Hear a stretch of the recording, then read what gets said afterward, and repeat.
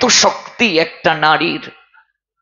নারীর সৎ ব্যবহার যে পুরুষের জীবনে হয়েছে, সেই পুরুষের জীবন আনন্দে ভরে গেছে। স্বর্গের সুখ সংসারে তার জীবনে প্রাপ্তি হয়ে গেছে। আর যে পুরুষের জীবনে নারীর সঠিক ব্যবহার হয়নি, সেই পুরুষের জীবন নরক যন্ত্রণায় ভরে গেছে। এই জন্য নারী শক্তির সঠিক ব্যবহার সব পুরুষের জীবনে হয় না, ভাগ্যে হয় না। সংসার সুখের হয় কার গুণে? রমণী মানে আনন্দ বর্ধিনী শক্তি। রাম থেকে রমন, রমন থেকে রমণী শব্দটা এসেছে। একটা নারী সংসারকে নরক যন্ত্রণায় ভরিয়ে দিতে পারে, আবার স্বর্গের সুখ দিতে পারে। এই জন্য কাজী নজরুল, যিনি বিদ্রোহী কবি, আবার তিনি মানবতা তথা প্রেমের কবি। মম এক হাতে বাঁকা বাঁশির বাঁশুরি, আরেক হাতে রণতুর্য। তিনি এক হাতে অন্যায়ের বিরুদ্ধে কথা বলেছেন রণতুর্য নিয়ে, আরেক হাতে তিনি বাঁশুরিয়া হয়ে বাঁশি বাজিয়েছেন। নারীর বিরহ দহনে জলে পুড়ে পুরুষ যেন নতুন করে সৃষ্টি হয়, আবার নারীর প্রেম ভালোবাসায় সিক্ত হয়ে পুরুষ লাভ করে নবজন্ম। তাই প্রেমের কবি কাজী নজরুল বলছেন, নারীর বিরহে নারীর মিলনে নর পেল কবি প্রাণ, যত কথা তার হইল কবিতা, শব্দ হইল গান। যে ব্যক্তিটা, যে ছেলেটা কোনোদিন ভালো করে কথাও বলতে পারে না, সেও যখন কোনো মেয়ের প্রেমে পড়ে কবি হয়ে যায়। মিষ্টি মিষ্টি করে কথা বলে, কবিতা বলে, সাহিত্যিক হয়ে যায়। ভগবান নারীকে যখন সৃষ্টি করেছেন 7 দিন সময় নিয়েছেন, আর পুরুষকে সৃষ্টি করতে 1 দিন সময় নিয়েছেন। সৃষ্টি করে স্বয়ং ব্রহ্মা মনে মনে ভাবছেন, আমি কি সৃষ্টি করলাম? নিজেই তিনি উপলব্ধি করতে পারছেন না। এত নরম শরীর, এত সুকোমল কণ্ঠের স্বর, এত মায়া কণ্ঠের মাঝে, এত আকর্ষণ শক্তি, নিজেই তিনি মোহিত হয়ে গেলেন। এই জন্য নারীর মাঝে সম্মোহিনী শক্তি আছে। এই শক্তিটা একটা পুরুষকে কামে আসক্ত করে রাখার জন্য নয়, এই শক্তিটা একটা পুরুষকে ভজন পথে সহায়তা করার জন্য। এই জন্য নারীকে বিবাহের পর বলা হয় পত্নী। যে স্ত্রী স্বামীকে পতিত অবস্থা থেকে উদ্ধার করে তাকে বলে পত্নী। আর যে স্ত্রী স্বামীকে ভক্তি পথে সহায়তা না করে, বরং তাকে আরো বাধা প্রদান করে, ভোরবেলা স্বামী উঠতে চাইছে, স্ত্রী বাধা দিচ্ছে, ভক্তি যাজন করতে চাইছে, দান দক্ষিণা করতে চাইছে, স্ত্রী বাধা দিচ্ছে, সে পত্নী নয়, প্যাতনি। প্যাতনি বুঝো মায়েরা?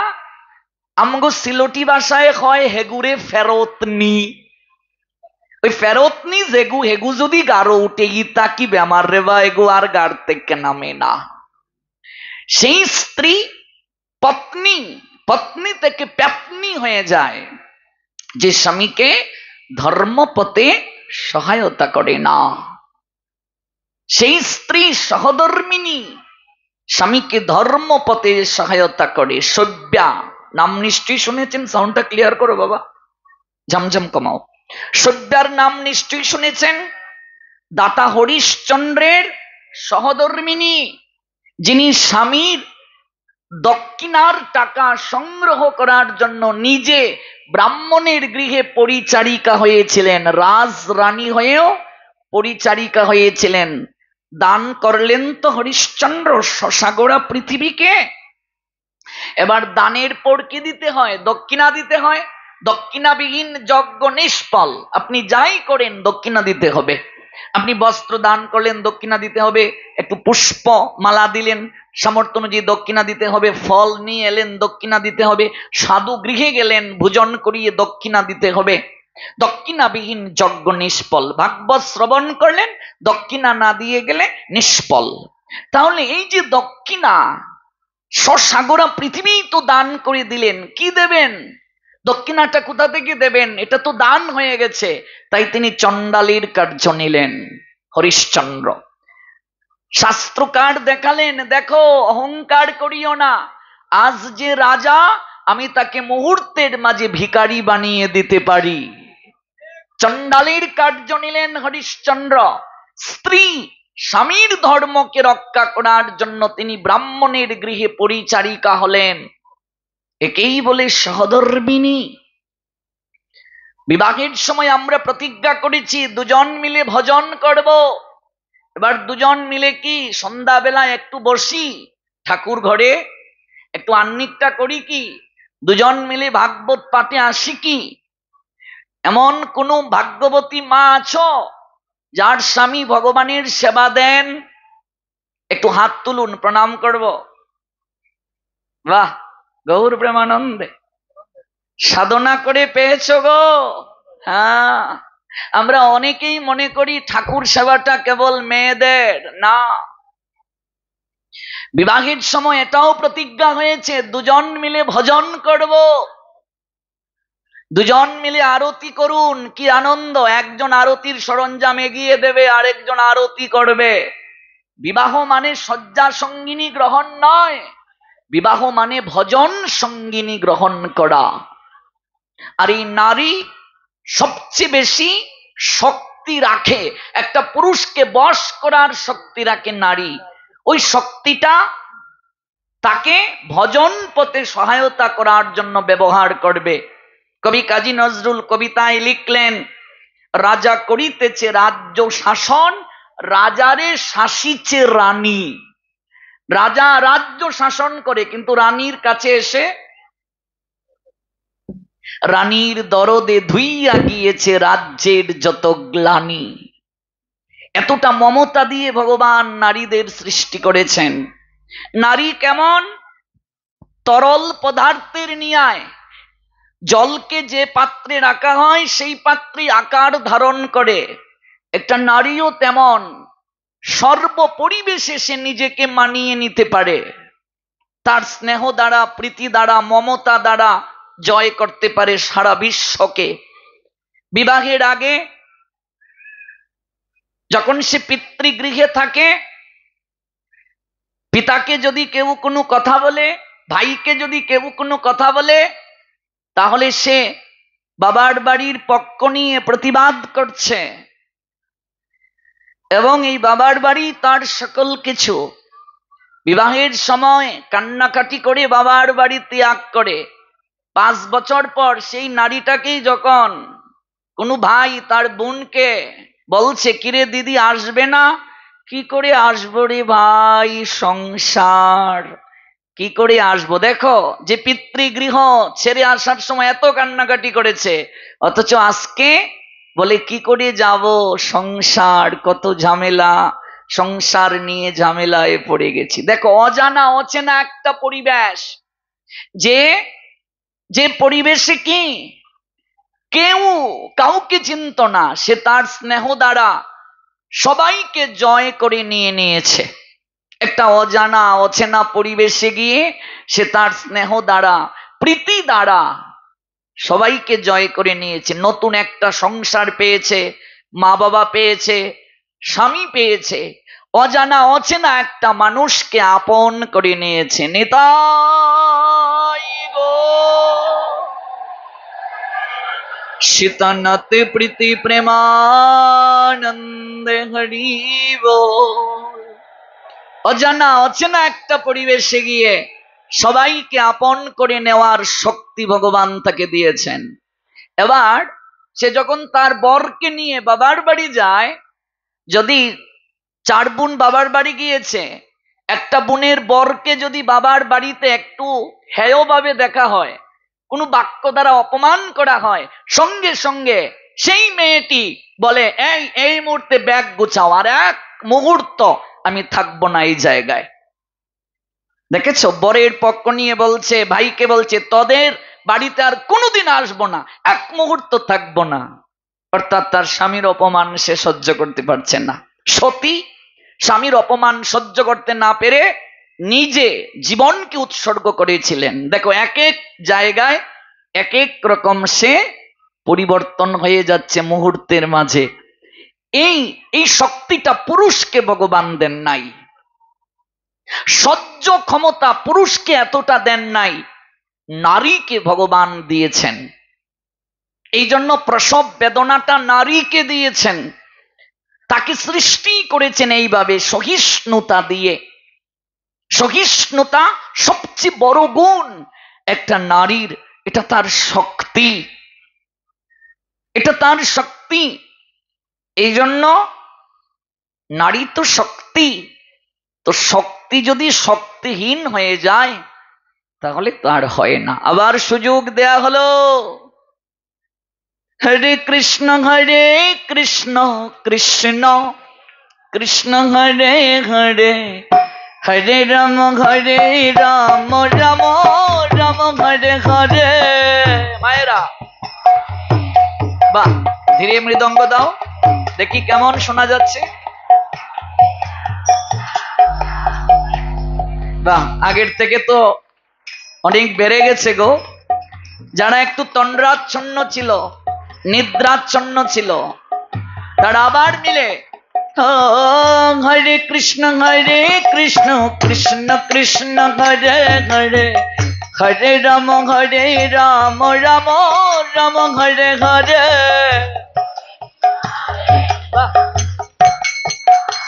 হরি বল। তো বলছিলাম, কে এগিয়ে? কাউকেই এগিয়ে কিংবা পিছিয়ে রাখা যাবে না। কারণ কি, এই বিশ্বে যত ফুটি আছে ফুল, ফলি আছে যত ফল, নারী দিল তাহে রূপ রস মধু গন্ধ সুনির্মল। আচ্ছা, জমি ব্যতীত কি ভালো বীজ থাকলেও ফসল হবে? কিংবা ভালো জমি আছে, বীজ যদি ভালো না থাকে ফসল হবে? সৃষ্টি রক্ষার জন্য নারী পুরুষ উভয়েরই প্রয়োজন। এজন্য কবি কাজী নজরুল বলছেন, কোন কালে একা জয়ী হয়নি কো পুরুষের তরবারি, প্রেরণা দিয়াছে শক্তি দিয়াছে বিজয় লক্ষ্মী নারী। তাই আমরা সবাই মিলে গাইব, হরে কৃষ্ণ কৃষ্ণ কৃষ্ণ হরে হরে, হরে রাম রাম রাম হরে হরে। সবাই বাহ, হরি বল। যারা দাঁড়িয়ে আছেন, অনেকে ঠোঁট নড়ছে না, যারা দাঁড়িয়ে আছেন, গৌর প্রেমানন্দে।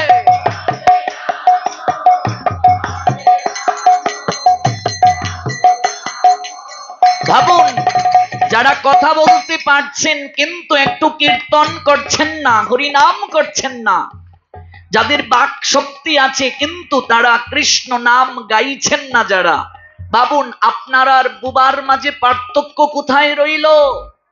এই জগতে অনেক লোক আছে যাদেরকে ভগবান কর্মানুযায়ী কথা বলার শক্তি দেন নাই। আমি কথা বলার শক্তি পেলাম, আমিও যদি ভগবানকে কৃতজ্ঞতা প্রকাশ না করি, তার গুণ মহিমা কীর্তন না করি, তাহলে আমার আর বুবার মাঝে পার্থক্য কোথায়? তাই প্রাণ ভরে গান, এটাই একমাত্র ভবের ঘাটের সম্বল। হরে কৃষ্ণ কৃষ্ণ কৃষ্ণ হরে হরে, হরে রাম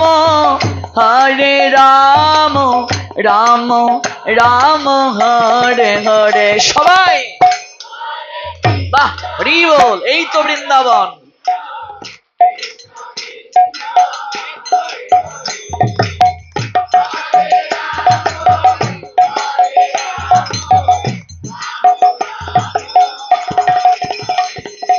হরে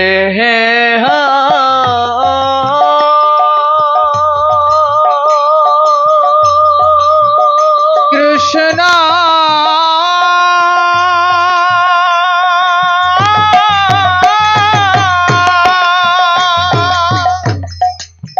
হরে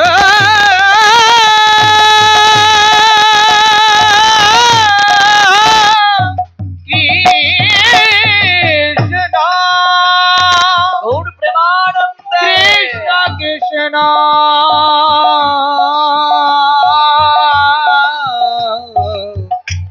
হরে হরে হরে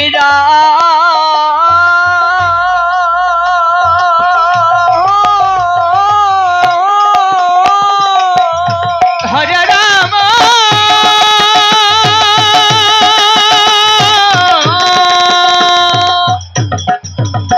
রাম রাম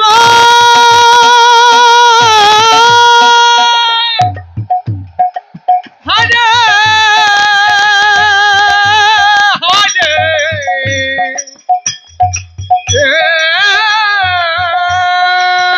হরে কৃষ্ণ হরে কৃষ্ণ কৃষ্ণ কৃষ্ণ হরে হরে হরে রাম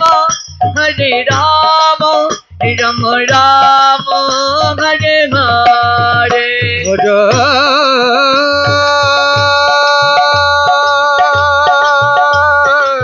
কৃষ্ণ হরে কৃষ্ণ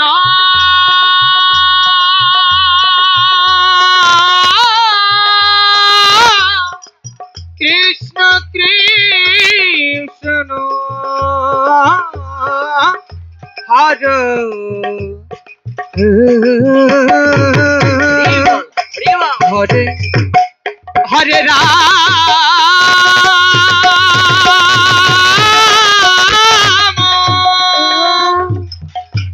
হরে রাম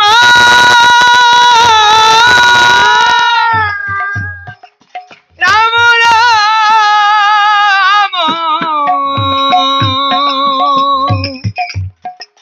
হরে হরে হরে কৃষ্ণ হরে কৃষ্ণ কৃষ্ণ কৃষ্ণ হরে হরে হরে রাম রাম রাম রাম হরে হরে সবাই মিলে হরে কৃষ্ণ হরে কৃষ্ণ হরি বল।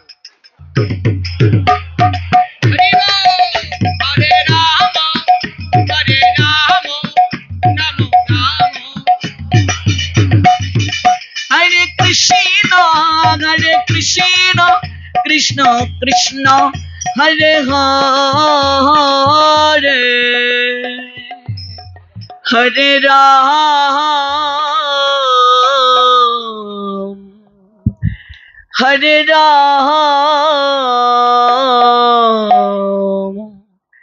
হরে রাম রাম রাম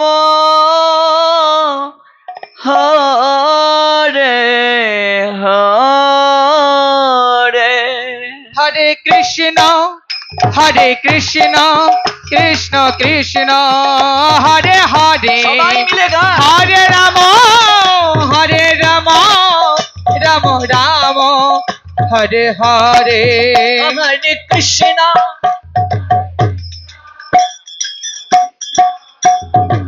হরি বল।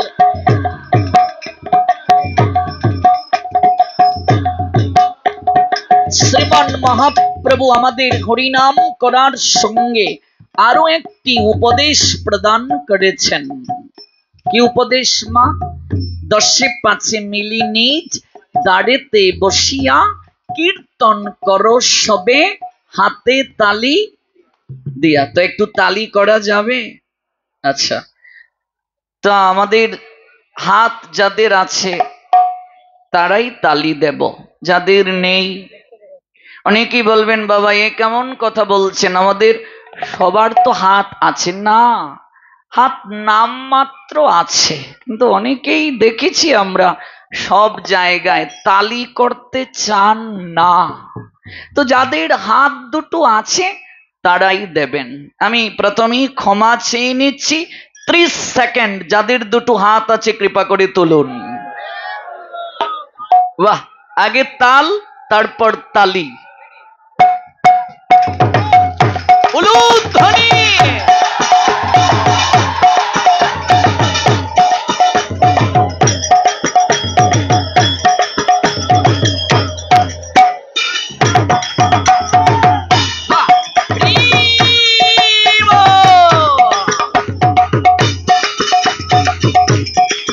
ও দশে পাঁচে মিলি নিজ ধারেতে বসিয়া, দশে পাঁচে মিলি নিজ ধারেতে বসিয়া, কীর্তন কর সবে হাতে তালি দিয়া, কীর্তন কর সবে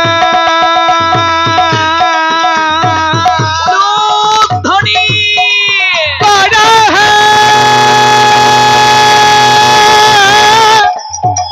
করা আমার, কীর্তন কর সবে হাতে তালি দিয়া, হরে কৃষ্ণ কৃষ্ণ কৃষ্ণ হরে হরে, হরে রাম রাম রাম হরে হরে। কৃষ্ণ হরে কৃষ্ণ কৃষ্ণ কৃষ্ণ হরে হরে, হরে রাম রাম রাম হরে হরে। হরে কৃষ্ণ কৃষ্ণ কৃষ্ণ হরে হরে, হরে রাম রাম রাম হরে হরে। জয় রাধে জয় রাধে জয় রাধে জয় রাধে জয় রাধে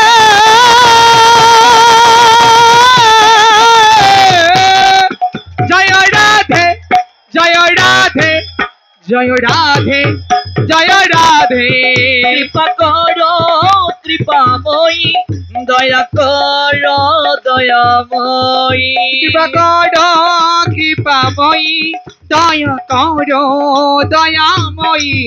কোথায় গো প্রেমময়ী, জয় রাধে শ্রী রাধে। কোথায় গো প্রেমময়ী, জয় রাধে শ্রী রাধে। জয় রাধে রাধে শ্রী রাধে রাধে জয় রাধে শ্রী রাধে।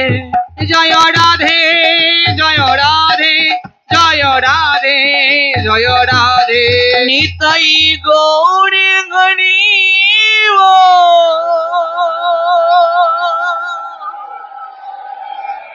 হরি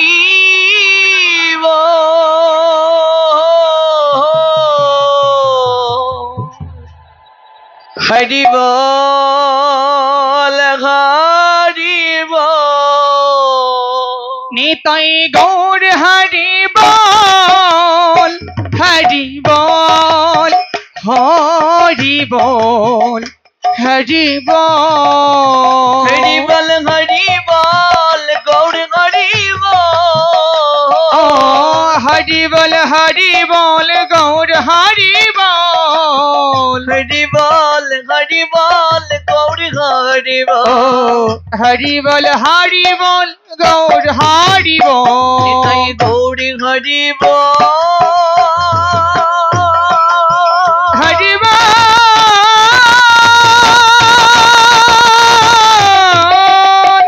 নিতাই গৌর হরি বল, গৌর হরি বল, গৌর হরি বল নিতাই গৌর হরি বল। নিতাই গৌর নিতাই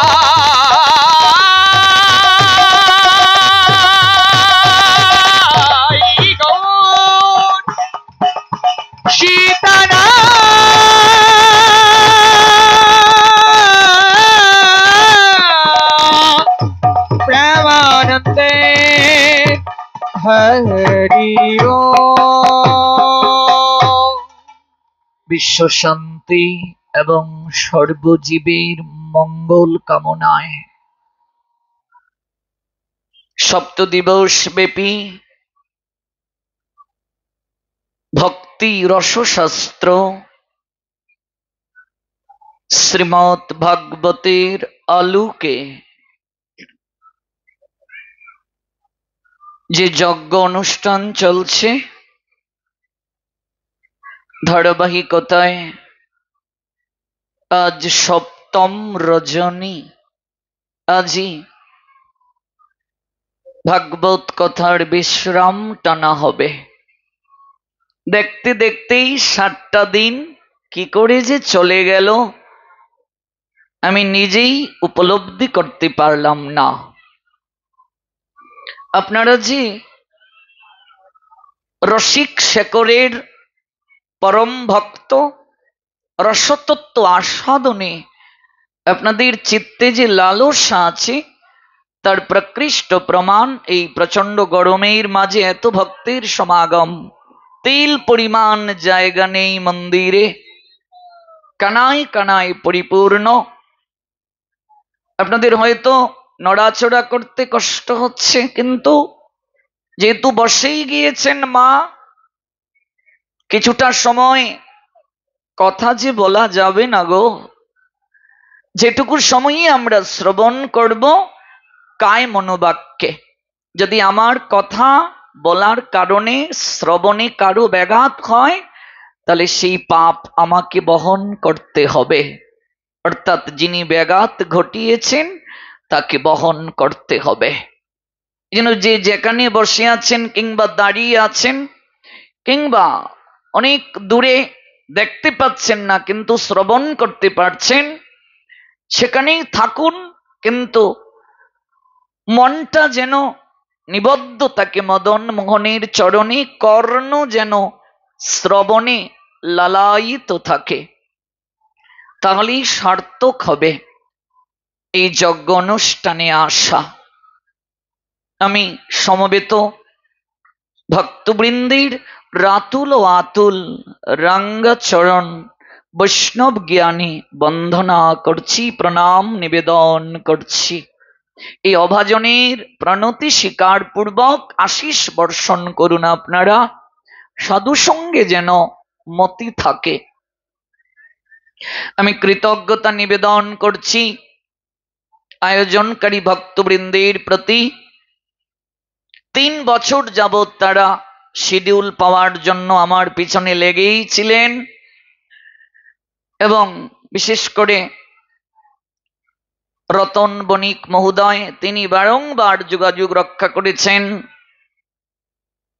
আর এই সনাতনী বিশেষ করে পদাবলী যে কীর্তনের সঙ্গে নিজের চিত্তকে যারা নিবদ্ধ করেছেন এবং এই বিশেষ চিত্তে উদিত অনুরাগ থেকে ভাগবত রসশাস্ত্রের রসামৃতে সবাইকে অবগাহিত করার জন্য যারা দিন রাত পরিশ্রম করে এই অনুষ্ঠানটির আয়োজন করেছেন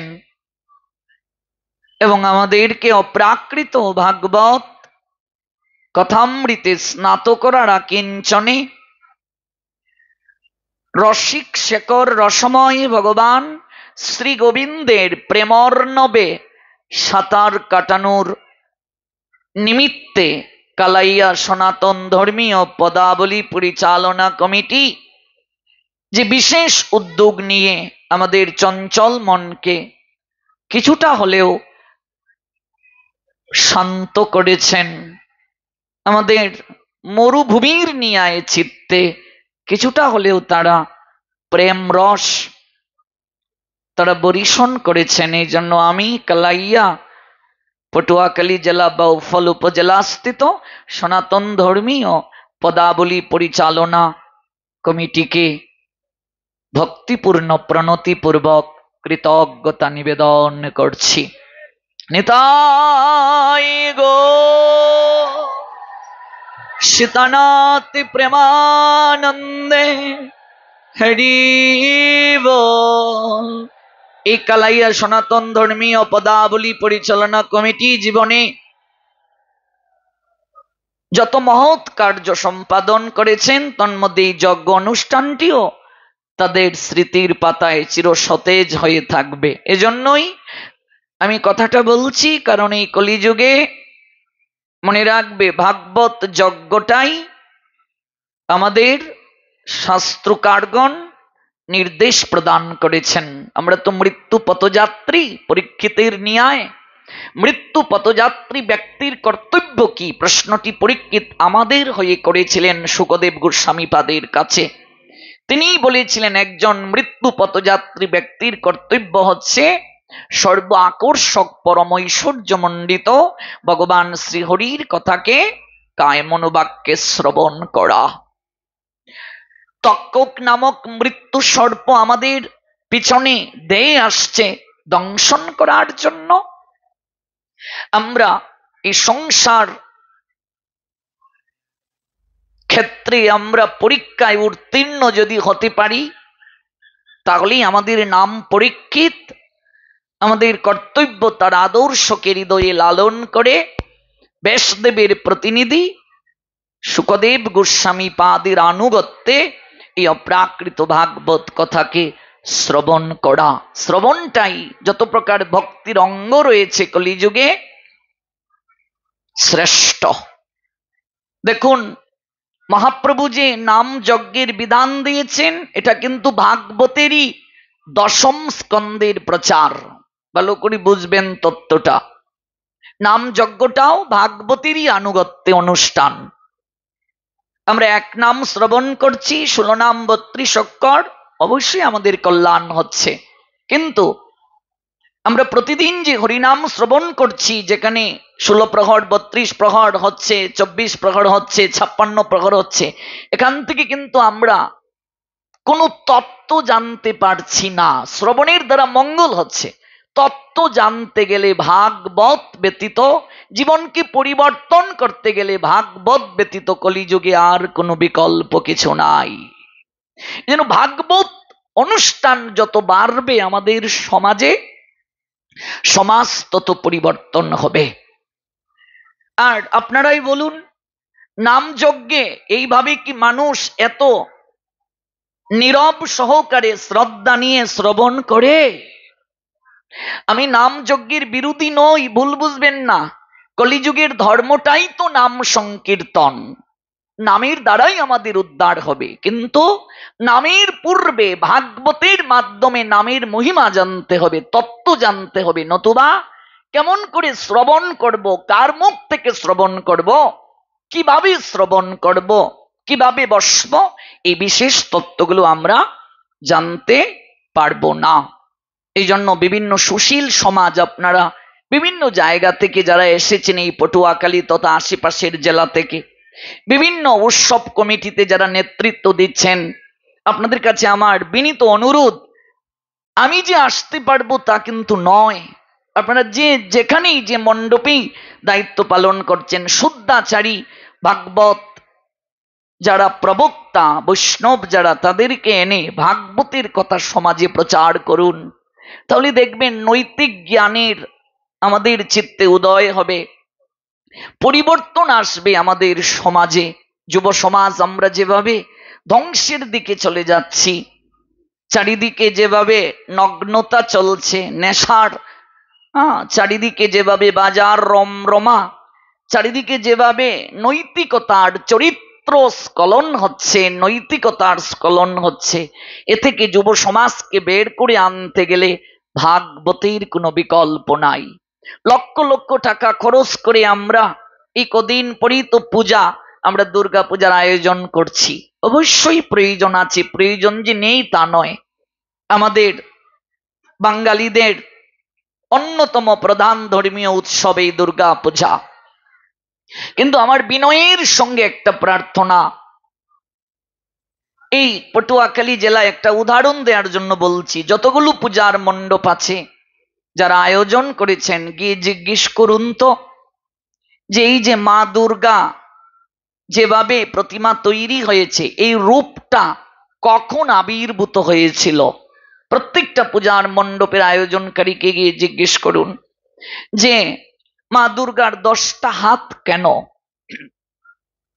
10টা হাতে অস্ত্রগুলো কিসের প্রতীক? নাম কি?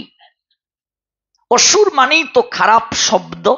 আমাকে যদি কেউ অসুর বলে আমার মনে কষ্ট হবে, কিন্তু সেই অসুরকে আমরা কেন পুজো দিচ্ছি?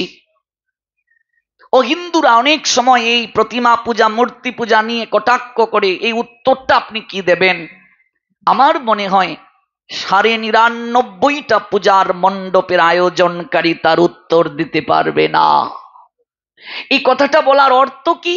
অর্থ হলো, আমরা যদি দুর্গা পূজায় অন্যান্য অনুষ্ঠানের সঙ্গে প্রতিদিন মা দুর্গার তত্ত্ব নিয়ে ১.৫ ঘন্টা আলোচনার ব্যবস্থা রাখতাম, তাহলে জানতে পারতাম কিনা?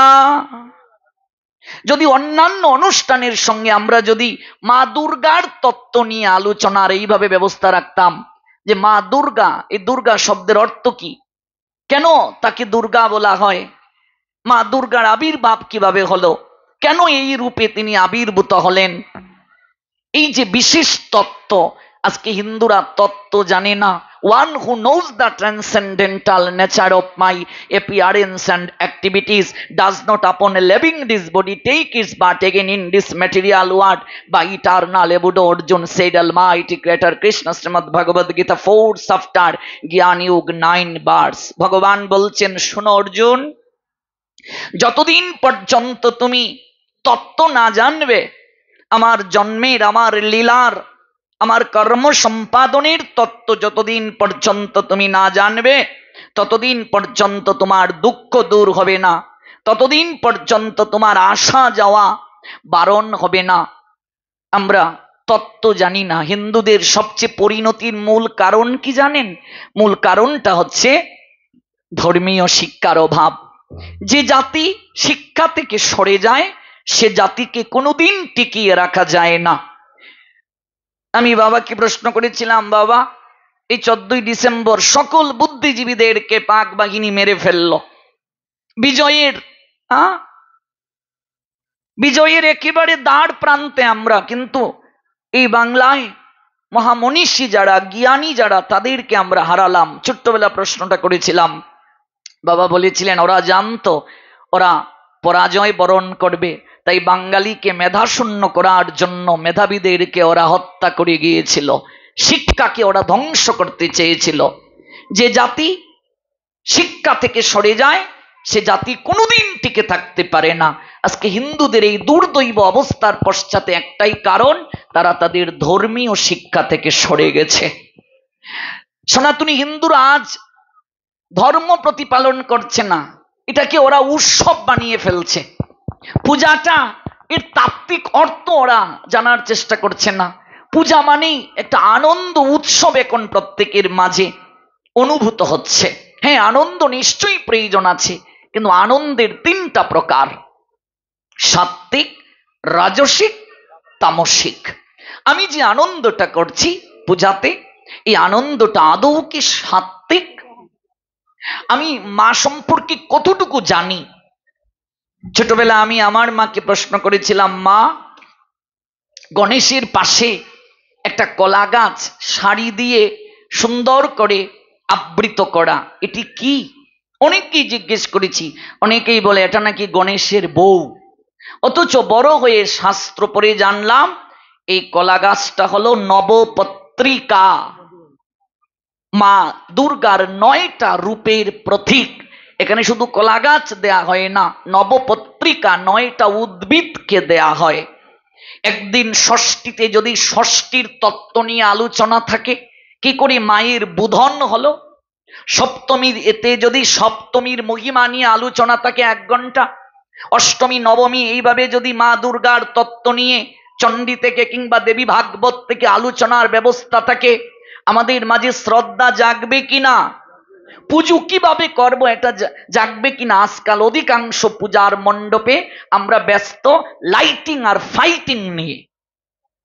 কোন পূজা মণ্ডপ কত বেশি লাইটিং হবে, আর আমরা এই নিয়ে কোন পূজা মণ্ডপের সঙ্গে প্রতিযোগিতায় ফাইটিং করব, এই নিয়ে আমরা ব্যস্ত। মনে রাখবে, মা দুর্গা বাঙালিরা শুধু তাকে দেবী রূপে চিন্তা করে না, ঘরের মেয়ে রূপেও চিন্তা করে। দুর্গা আমাদের ঘরের মেয়ে উমা। 5 দিনের জন্য কৈলাস থেকে মা বাবার বাড়িতে আসে, বাঙালিরা চিন্তা করে, আচ্ছা 5 দিনের জন্য অতিথি মা এই মর্তধামে, আমি 7 দিনের অতিথি আপনাদের এই বরিশালের, আমি এখানে বসলাম, আপনি যদি আমার চোখে মিউজিক লাইট যেটা বারবার নিবে জ্বলে এরকম তিরিং বিরিং করে, এই লাইটটা যদি আমার চোখে মারতে থাকেন, এটা সভ্যতা হবে না অসভ্যতা হবে? আমি তরুণদেরকে কথাগুলো বিশেষভাবে বলছি, এটা সভ্যতা না অসভ্যতা? মায়ের চোখে প্রত্যেকটা পূজা মণ্ডপে দেখবে এরকম ঝিকিমিকি ঝিকিমিকি ঝিকিমিকি ঝিকিমিকি চলছে, এরকম চলছে, এরকম এরকম নিপছে জ্বলছে, নিপছে জ্বলছে, নিবু নিবু নিবু নিবু চাঁদের বাতি এরকম জ্বলছে নিপছে, এটা নিশ্চয়ই সভ্যতা নয়। আচ্ছা, এবার আমাকে খুব মিষ্টি মিষ্টি কথা বললেন, কিন্তু আমাকে যদি ঠিক সময়ে আহার না দেন আমার ভালো লাগবে? যত্ন যদি না করেন, ঠিক সময়ে ঘুমাতে যদি না দেন, আমি আর আসবো পটুয়াখালী? আচ্ছা, তে মা দুর্গা 5 দিনের জন্য এলেন, তাকে নির্ধারিত সময়ে ঘুমাতে দিতে হবে কিনা? ভোরবেলা জাগিয়ে তাকে আরতি করতে হবে কিনা? আজকাল শহরের সবগুলো পূজা মণ্ডপে সারা রাত জেগে আমরা পূজা দেখতে বের হই, সারা রাত ব্যাপী পূজা মণ্ডপে পূজা দেখা চলে, মাকে নিদ্রাও দেয়া হয় না, ভোরবেলা জাগিয়ে যে আরতি করা হবে এটাও হয় না। আচ্ছা, এবার আমার কানের সামনে যদি সারাক্ষণ একটা বক্স ঠিছে ঠিছে ঠিছে এইভাবে যদি বাজতে থাকে, আমার খুব ভালো লাগবে? আমি আর আসবো? তাহলে ভাবুন, পূজা মণ্ডপে মায়ের উপর যেভাবে মেন্টালি অত্যাচার করা হচ্ছে, এই মূর্তিতে মা আসেন কিনা আজকে সন্দেহ হয়ে দাঁড়িয়েছে। এই মূর্তিতে মা অবস্থান করেন কিনা আজকে সন্দেহ হয়ে দাঁড়িয়েছে। বিবেকানন্দ বলেছিলেন, পুতুল পূজা করে না হিন্দু, কাঠ মাটি দিয়ে গড়া, মৃন্ময়ী মাঝে চিন্ময়ী হেরে হয়ে যায় আত্মহারা। মৃন্ময় মানে মাটির দ্বারা তৈরি, মৃন্ময়ী মায়ের মাঝে চিন্ময়ী মাকে আমরা দর্শন করব। আজকাল বহু জায়গায় যেভাবে মায়ের প্রতিমা তৈরি হয়, পা বাঁকানো, এইভাবে এক জায়গায় গণেশ মোটর সাইকেল দিয়ে যাচ্ছেন, এক জায়গায় সরস্বতী মা সেলফি তুলছেন, এগুলো কি? এক জায়গায় ধান দিয়ে প্রতিমা নির্মাণ হচ্ছে, আমরা অনলাইনের কল্যাণে দেখছি। এগুলোতে কখনো মা থাকতে পারেন না। মায়ের রূপ কেমন এটি চণ্ডীতে বর্ণনা আছে, কি করে প্রতিমা তৈরি হবে তা শাস্ত্রে বর্ণনা আছে, শাড়িটা কেমন হবে মা দুর্গার লেখা আছে, লক্ষ্মীর শাড়ি কেমন হবে আপনি ইচ্ছে করলে আপনার মনের মতো দিলে হবে না, সরস্বতীর শাড়িটা কেমন হবে এটার একটা বর্ণনা আছে, রূপটা কেমন হবে এটার একটা বর্ণনা আছে, চরণটা সিংহের মাঝে কিভাবে তিনি রেখেছেন তার একটা বর্ণনা আছে। এগুলো আজকাল কেউ অনুসরণ করে প্রতিমা তৈরি করছে না। ভালো করে তত্ত্বগুলো জেনে যান। এবং দ্বিতীয় কথা হচ্ছে, আমরা এমন কোনো আচরণ পূজা মণ্ডপে করব না যেন অন্য ধর্মের কেউ আমাদের সংস্কৃতিতে নেতিবাচক কোনো মন্তব্য করে। আমরা আমাদের শাস্ত্রের ধর্মের ভালো দিকগুলো প্রচার করব, মানুষ যেন এই দিকগুলো থেকে শিক্ষা গ্রহণ করতে পারে। আমি অনুরোধ রাখবো প্রত্যেক পূজা মণ্ডপের সঙ্গে যে সকল কমিটি যুক্ত হয়ে আজকে এই ভাগবত পাঠে এসেছেন, আপনারা পূজার মণ্ডপে শ্যামা সঙ্গীতের ব্যবস্থা করুন, নৃত্য অনুষ্ঠানের ব্যবস্থা করুন, ভাগবত পাঠের ব্যবস্থা করুন, ধর্মীয় নাটকের ব্যবস্থা রাখতে পারেন, সেখানে ধর্মীয় কুইজ প্রতিযোগিতার ব্যবস্থা রাখতে পারেন, আরতির ব্যবস্থা রাখতে পারেন, ধর্মীয় গান বাজিয়ে নৃত্য করুন, তাতে কোনো দোষ নেই। কিন্তু হিন্দি গানের তালে তালে ঠিছে ঠিছে ঠিছে, লুঙ্গি ডান্স, হ্যাঁ, তারপর কে দিল পিরিতের বেড়া, লিসুর বাগানে, কমলার বাগানে, এই গানগুলো কি পূজার মণ্ডপে না বাজালেই নয়? মমতাজের লোকাল বাস না বাজাইলেই কি নয়? পাঙ্কা পাঙ্কা না বাজাইলেই কি নয়? এগুলো পূজার মণ্ডপের গান নয়। আচ্ছা, আমরা এই কয়েকটা দিন ভাগবত পাঠ পড়ে ধর্মীয় গান বাজিয়ে যে নৃত্য করছি, আনন্দ কি কম হচ্ছে? তাহলে আপনি দুর্গাপূজার মণ্ডপে সারা রাত নাচুন ধর্মীয় গান বাজিয়ে, কেউ আপনাকে কিচ্ছু বলবে না। মনে রাখবে, মা দুর্গার মা কালী, এই যে দেবীর দুইটা রূপ, এই দুইটা রূপের পূজা বুঝে করবে। সহজে করবে না, বুঝে করবে। যদি সহজে অনিয়মের সঙ্গে যদি করো, এত পরিমাণ শাস্তি হবে কল্পনাও করতে পারবে না। মাকে সন্তুষ্ট করলে 10 হাতে মা যেমন দেন, অপরাধ যদি হয় 10 হাতে কেড়ে নেন। এই দুইটা রূপ হচ্ছে উগ্র রূপ। আগেরকার যত রাজা জমিদারদের বাড়ি, চৌধুরী বাড়ি, তালুকদার বাড়ি, যত বড় বড় বাড়ি, প্রত্যেকটা বাড়িতে দেখবে আর কোনো পূজার মণ্ডপ থাকুক না থাকুক, একটা দুর্গা মণ্ডপ ছিল। আজকে সেই সকল বাড়ির কোনো অস্তিত্ব আছে? চামচিকার বাসা, ইঁদুরের গর্ত, সাপের গর্ত, প্রত্যেকটা ইট পাথর কালের সাক্ষী হয়ে গুমরে গুমরে সাক্ষী দিচ্ছে, কাঁদছে। কাজেই যারা পূজা মণ্ডপের সঙ্গে যুক্ত আছো, যদি ঠিকভাবে মাকে সন্তুষ্ট করতে পারো, সাত্বিক পূজা করে 10 হাতে কৃপা পাবে। আর যদি অপরাধ করো 10 হাতে শাস্তি পাবে। এই শাস্তি তুমি, তোমার ছেলে, নাতি, পন্তি, খন্তি, দা, কুড়াল, সেনি, আতা, চামচ, গুটনি, এই পর্যন্ত এই শাস্তি থাকবে। সাবধান বার্তা দিয়েছে শাস্ত্র। শক্তি পূজার ক্ষেত্রে কোনো ক্ষমা নাই। গোবিন্দের কাছে ক্ষমা আছে, কিন্তু শক্তির কাছে ক্ষমা নাই। যদি ঠিকভাবে সন্তুষ্ট করো, কৃষ্ণ থেকেও খুব সহজে কৃপা পেয়ে যাবে। ভগবান কৃষ্ণ সহজে কৃপা করেন না, কিন্তু শক্তির পূজাতে খুব সহজে কৃপা হয়। আর যদি অনিয়ম করো, এত পরিমাণ শাস্তি কল্পনাও করা যাবে না। আজকাল মানুষ কেউ এগুলো ভাবছে না যে প্রতিমায় মা সাক্ষাৎ আছেন, এটা কেউ ভাবে না। যদি ভাবতো তাহলে লুঙ্গি ডান্স চালিয়ে নাচতে পারতো না। কোন ধর্মের অনুসারীরা তাদের ধর্মীয় অনুষ্ঠানে তাদের ধর্মীয় গান ব্যতীত আর কোনো গান বাজায় না। বিয়ে বাড়িতে যে শাড়িটা পরে তুমি যাবে, ওই শাড়িটা পরে কি ভাগবতে যাবে? গায়ে হলুদের পাঞ্জাবিটা পরে ভাগবতে যাবে? ভাগবতে যাওয়ার জন্য আলাদা একটা ড্রেস আছে। তেমনি ভাবে বিয়ে বাড়িতে যে গানটা বাজবে, ক্লাবে যে গানটা বাজবে, এই গানটা যদি পূজার মণ্ডপে বাজে, তাহলে মানুষ হিসেবে আমরা কি আছি না নিম্নগতি প্রাপ্ত হয়ে গেছি? আমাদের মানবিক গুণাবলী আছে না নিম্নমুখী হয়ে গেছে? বিচার করে সিদ্ধান্ত নিন। এই জন্য আমি অনুরোধ রাখবো, পূজার মণ্ডপে ভক্তিমূলক গান বাজিয়ে নৃত্য করুন, আনন্দ করুন, মাকে সন্তুষ্ট করুন।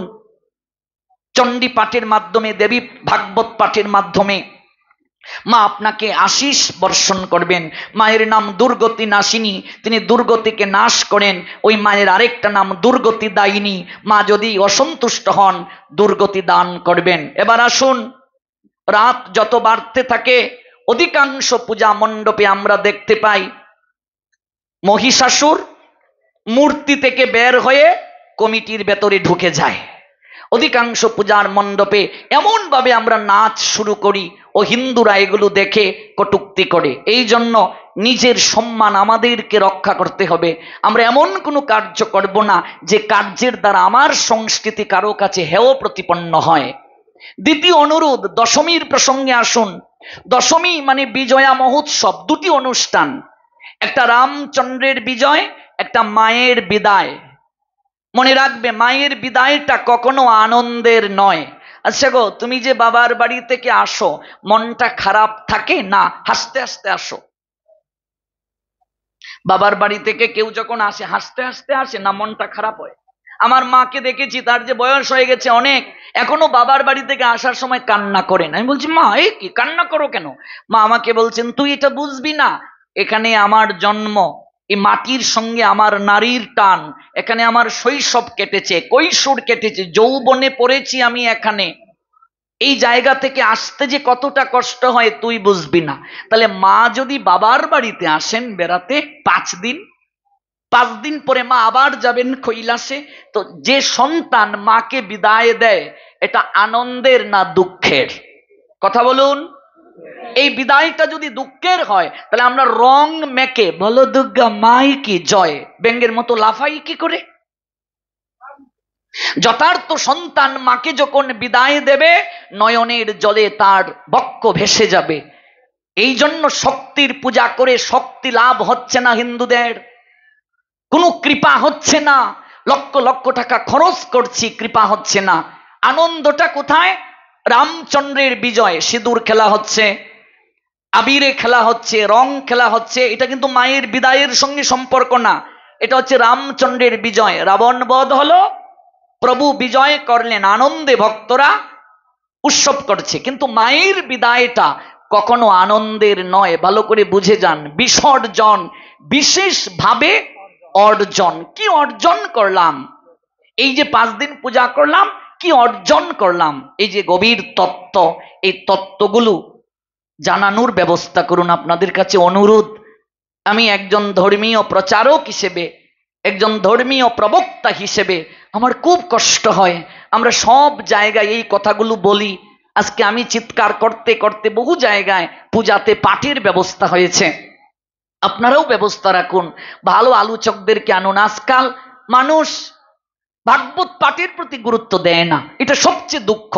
অথচ পাঠের প্রতি সবচেয়ে বেশি গুরুত্ব দেওয়াটা দরকার। দেখবে কীর্তনিয়া পার্টি ভালো ব্যবস্থা করছে, আর পাঠের ক্ষেত্রে কোনো ক্রমে একটা নমবিষ্ণু করে পাঠ দিয়ে দেয়। যার প্রতি সবচেয়ে গুরুত্ব দেয়া দরকার তার প্রতি আমরা গুরুত্ব দিচ্ছি না। তাহলে পরীক্ষিত মহারাজ ভাগবতটাকে কেন শ্রবণ করলেন? কেন 60,000 ঋষিবৃন্দ পাঠ শুনলেন? পাঠ না শুনলে আমি কি করে বুঝবো জীবন জিজ্ঞাসা সমাধান কিভাবে? এই জন্য পাঠকে গুরুত্ব দিন। আপনাদের সকল ভক্তদের হৃদয়কে এই 7 দিন ভাগবত পাঠ এতটাই স্পর্শ করেছে যে আপনাদের সকল ভক্তের অনুরোধে এই সনাতনী ধর্মীয় পদাবলী পরিচালনা কমিটি পক্ষ আমাকে আগামী বছরও আমন্ত্রণ করেছেন।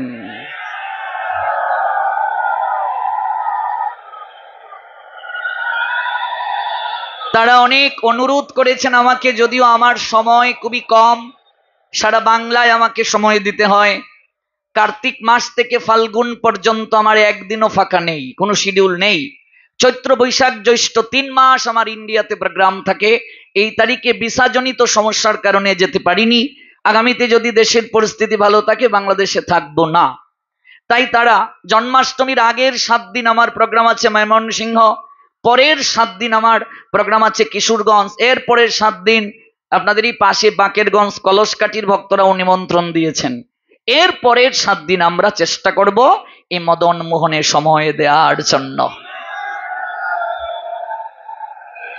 আপনাদের আনন্দ খুব হয়েছে, আপনাদের মুখের দিকে তাকিয়ে বোঝা যাচ্ছে।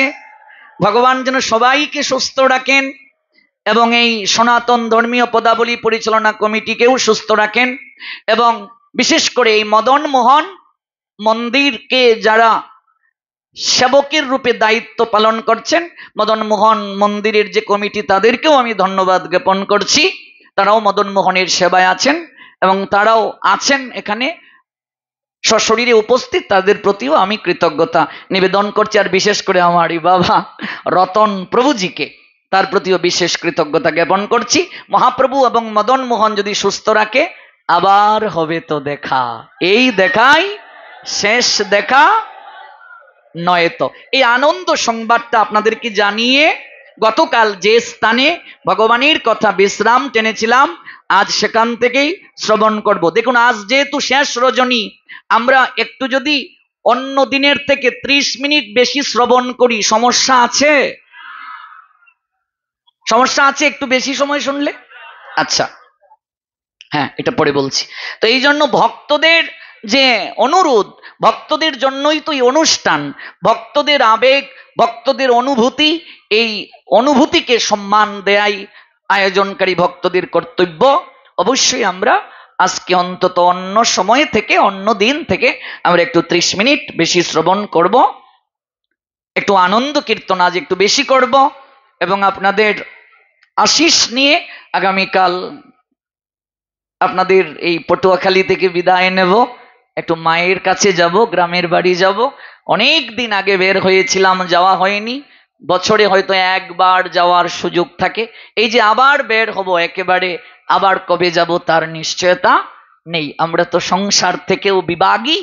এই জন্য আপনারা আশিস বর্ষণ করবেন আমার মায়ের প্রতি। আমার মায়ের জন্যই এত দূর আসা। তিনি আমাকে কুলে করে সব জায়গায় নিয়ে যেতেন। আমি যখন প্রধানমন্ত্রী কর্তৃক পুরস্কার পেলাম, ক্লাস 5-এ আমি প্রধানমন্ত্রী খালেদা জিয়ার কাছ থেকে পুরস্কার পেয়েছি 2003 সালে, যখন আমি ক্লাস 5-এ পড়ি। ট্যালেন্টের মাঝে ফার্স্ট হয়েছিলাম বৃত্তি পেয়ে। প্রধানমন্ত্রী পুরস্কার দিয়েছিলেন আমায়, খালেদা জিয়া। তখন আমার মা কাঁদতে কাঁদতে বলেছিলেন, বাবা তুই জানিস না কি পেয়েছিস? আজকে মাকে প্রণাম দিয়ে বলি, তার থেকে বড় পুরস্কার তুমি আমায় দিয়েছ। যদি ছোটবেলা থেকে আমায় সাধু সঙ্গে না নিয়ে যেতে, এই জীবনের উদ্দেশ্য কি জানতে পারতাম না। অগণিত ভক্তবৃন্দের চরণ ধুলি প্রাপ্তির সৌভাগ্য হতো না, সুযোগ হতো না। এর থেকে শ্রেষ্ঠ প্রাপ্তি জীবনে আর কিচ্ছু হতে পারে না। এই জন্য আপনারা আপনাদের সন্তানদিগকে ভাগবতে নিয়ে যাবেন। 1.5 থেকে 2 ঘন্টা পাঠ যদি শুনে পড়াশোনা নষ্ট হবে না, বরং তাদের চরিত্র গঠন হবে, ভগবানের প্রতি তাদের ভক্তি থাকবে, প্রেম থাকবে, এবং তারা এগিয়ে যাবে জীবন পথে। আমি এই অনুরোধটা রেখে গতকাল যে স্থানে শেষ করেছিলাম, আজ সেই স্থান থেকে পুনরায় শ্রবণ করব। নিশ্চয়ই আপনাদের মনে আছে, গতকাল বলেছিলাম ভক্তি বৃদ্ধি প্রাপ্তির জন্য 3টা জিনিস খুবই প্রয়োজন। মনে আছে মা? প্রথম কি? বৈষ্ণব চরণ জল, প্রেম ভক্তি দিতে বল, আর কেহ নহে বলবন্ত। সর্বপ্রথম কি? বৈষ্ণব চরণ জল, বৈষ্ণবের পাদুদক। এবং আমরা গতকাল জেনেছিলাম কালিয়নাগ পূর্বজন্মে রাজা ছিল, ওই বৈষ্ণবের চরণ দৌত জল একটু সে মস্তকে লেপন করেছিল, স্পর্শ করেছিল, যে কারণে ভগবান তার মস্তকে চরণ রেখেছিলেন। প্রেম ভক্তি দিতে বল, বল শব্দের অর্থ শক্তি, আর কেহ নহে বলবন্ত। এমন ভাবে শক্তি আর কিছু দিতে পারে না গো, বৈষ্ণব চরণ জল যেভাবে দিতে পারে। বৈষ্ণব চরণ রেণু, দ্বিতীয় হলো বৈষ্ণব চরণ রেণু, মস্তকে ভূষণ বিনু, আর নাহি ভূষণের অন্ত। দ্বিতীয় হলো বৈষ্ণব চরণ রেণু, বৈষ্ণবের চরণ ধুলি। প্রথমটা হলো বৈষ্ণবের চরণ দৌত জল, দ্বিতীয় হলো বৈষ্ণবের চরণ ধুলি। বলছেন আর নাহি ভূষণের অন্ত, ভূষণ মানে সৌন্দর্য, এর উপরে আর কিচ্ছু হতে পারে না গো। বৈষ্ণবের চরণ ধুলি যতটা আমাদেরকে সৌন্দর্য প্রদান করে, ভক্তির সৌন্দর্য উৎকর্ষতা দান করতে পারে। বলছেন তীর্থ জল পবিত্র গুণে, লিখিয়াছে পুরাণে, সেসব ভক্তির প্রবঞ্চন, বৈষ্ণবের পাদুদক সম নহে এই সব, যাতে হয় বাঞ্ছিত পূরণ। তীর্থ অপেক্ষা করে বৈষ্ণবের চরণ ধুলির জন্য, আমরা তো তীর্থে যাই পবিত্র হওয়ার জন্য, আর তীর্থ অপেক্ষা করে বৈষ্ণবের চরণ ধুলির জন্য। তাহলে প্রথম পেলাম বৈষ্ণব চরণ জল, দ্বিতীয় পেলাম বৈষ্ণব চরণ ধুলি, তৃতীয় হলো বৈষ্ণব অধরামৃত, বৈষ্ণবের উচ্ছিষ্ট। এই 3 আমাদেরকে কি করে? প্রেম ভক্তি দিতে বল, যেভাবে প্রেম ভক্তি দান করে আর কোনো কিছুর দ্বারা এই প্রেম ভক্তি প্রাপ্তি সম্ভব নয়। এজন্য বলা হয়েছে শুদ্ধ ভকত চরণ রেণু, ভজন অনুকূল ভকত সেবা, পরম সিদ্ধি প্রেম লতিকার মূল। একজন যথার্থ ভক্তের চরণ ধুলির এত ক্ষমতা, অভক্তের চিত্তেও ভক্তি জেগে যায়, প্রেম জেগে যায়। আমরা শাস্ত্র থেকে আমরা বহু দৃষ্টান্ত পাই, আমরা তেমনি একটা দৃষ্টান্ত, তেমনি একটা লীলা এই বিষয়টির উপর শ্রবণ করব। কোন চরিত্রের মাধ্যমে আমরা এই বিষয়টির উপর আলোচনা শ্রবণ করে সিদ্ধান্ত নেব? মহাপ্রভুর অহৈতুকী কৃপা প্রাপ্ত ভক্ত কালিদাস এবং ঝরু ঠাকুর, যিনি এই চরিত্রটিকে আস্বাদন করার জন্য, শ্রবণের জন্য অনুরোধ করেছেন এই মদন মোহন মন্দিরের সম্মানিত সভাপতি মহোদয়। সেই কালিদাস এবং ঝরু ঠাকুর। তাহলে কালিদাসকে, কালিদাস হলেন আমাদের ষড় গোস্বামী পাদের অন্যতম গোস্বামী, রঘুনাথ দাস গোস্বামী পাদের জ্ঞাতি খুরু হলেন কালিদাস। ষড় গোস্বামী পাদের অন্যতম গোস্বামী রঘুনাথ দাস গোস্বামী পাদের জ্ঞাতি খুরু। আবির্ভূত হয়েছেন কোথায়? আবির্ভূত হয়েছেন কায়স্থ কুলে, হুগলি জেলার সপ্তগ্রামের অন্তর্গত শ্রীকৃষ্ণপুর নামক গ্রামে এই কালিদাস আবির্ভূত হয়েছেন। এবং তার শ্রীপাঠ, কালিদাসের শ্রীপাঠ আছে সপ্তগ্রাম থেকে 3 মাইল দক্ষিণে ব্যান্ডেল জংশন হইতে 1 মাইল পশ্চিমে। গ্রামের নামটা হলো ভেদু। এই ভেদু গ্রামে কালিদাসের শ্রীপাঠ আছে। এবং ওই জায়গাতে আরেকজনের শ্রীপাঠ আছে যিনি আবির্ভূত হয়েছিলেন ভুই মালি কুলে।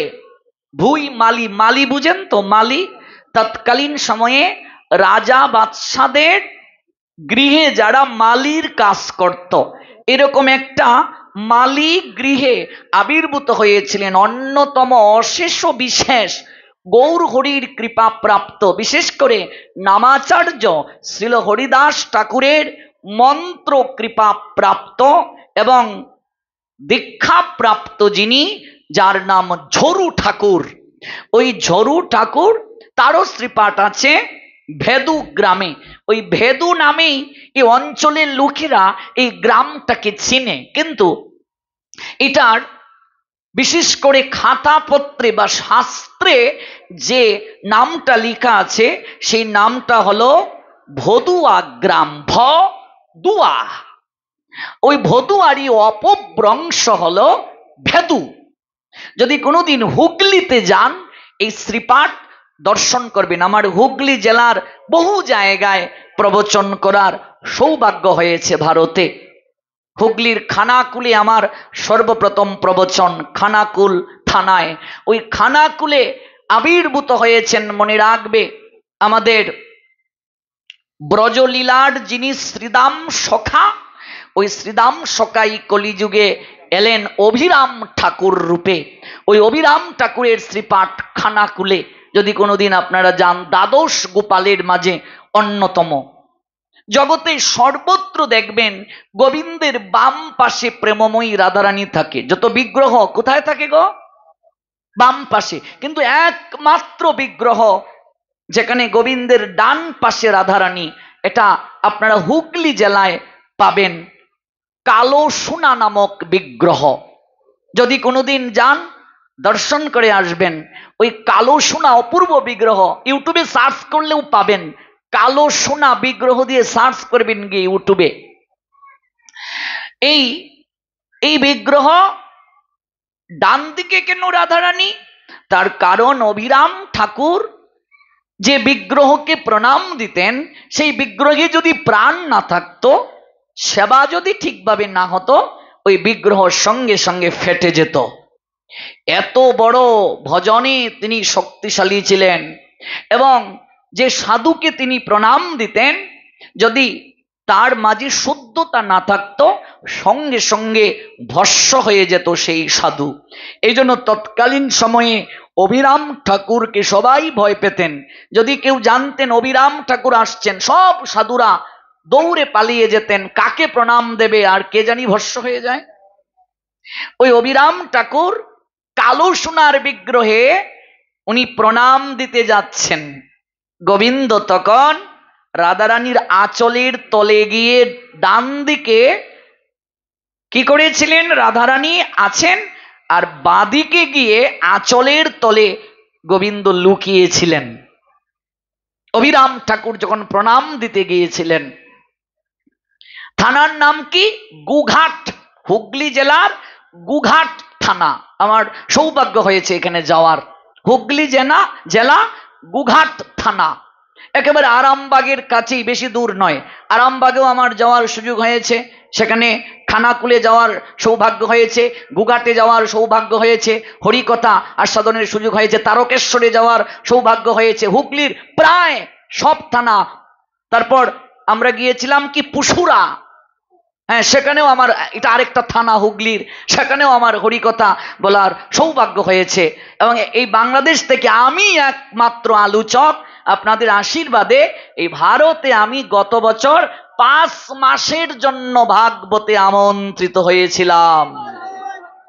ঝাড়খণ্ড রাজ্যে তখন ভারতবর্ষের 19টা পত্রিকা এই বাংলাদেশের আমাকে নিয়ে নিউজ করেছিল। 19টা পত্রিকা ভাগবতের এই প্রচারের জন্য 19টা পত্রিকা এই ভারত থেকে আমাকে নিয়ে নিউজ করেছিল গত বছর।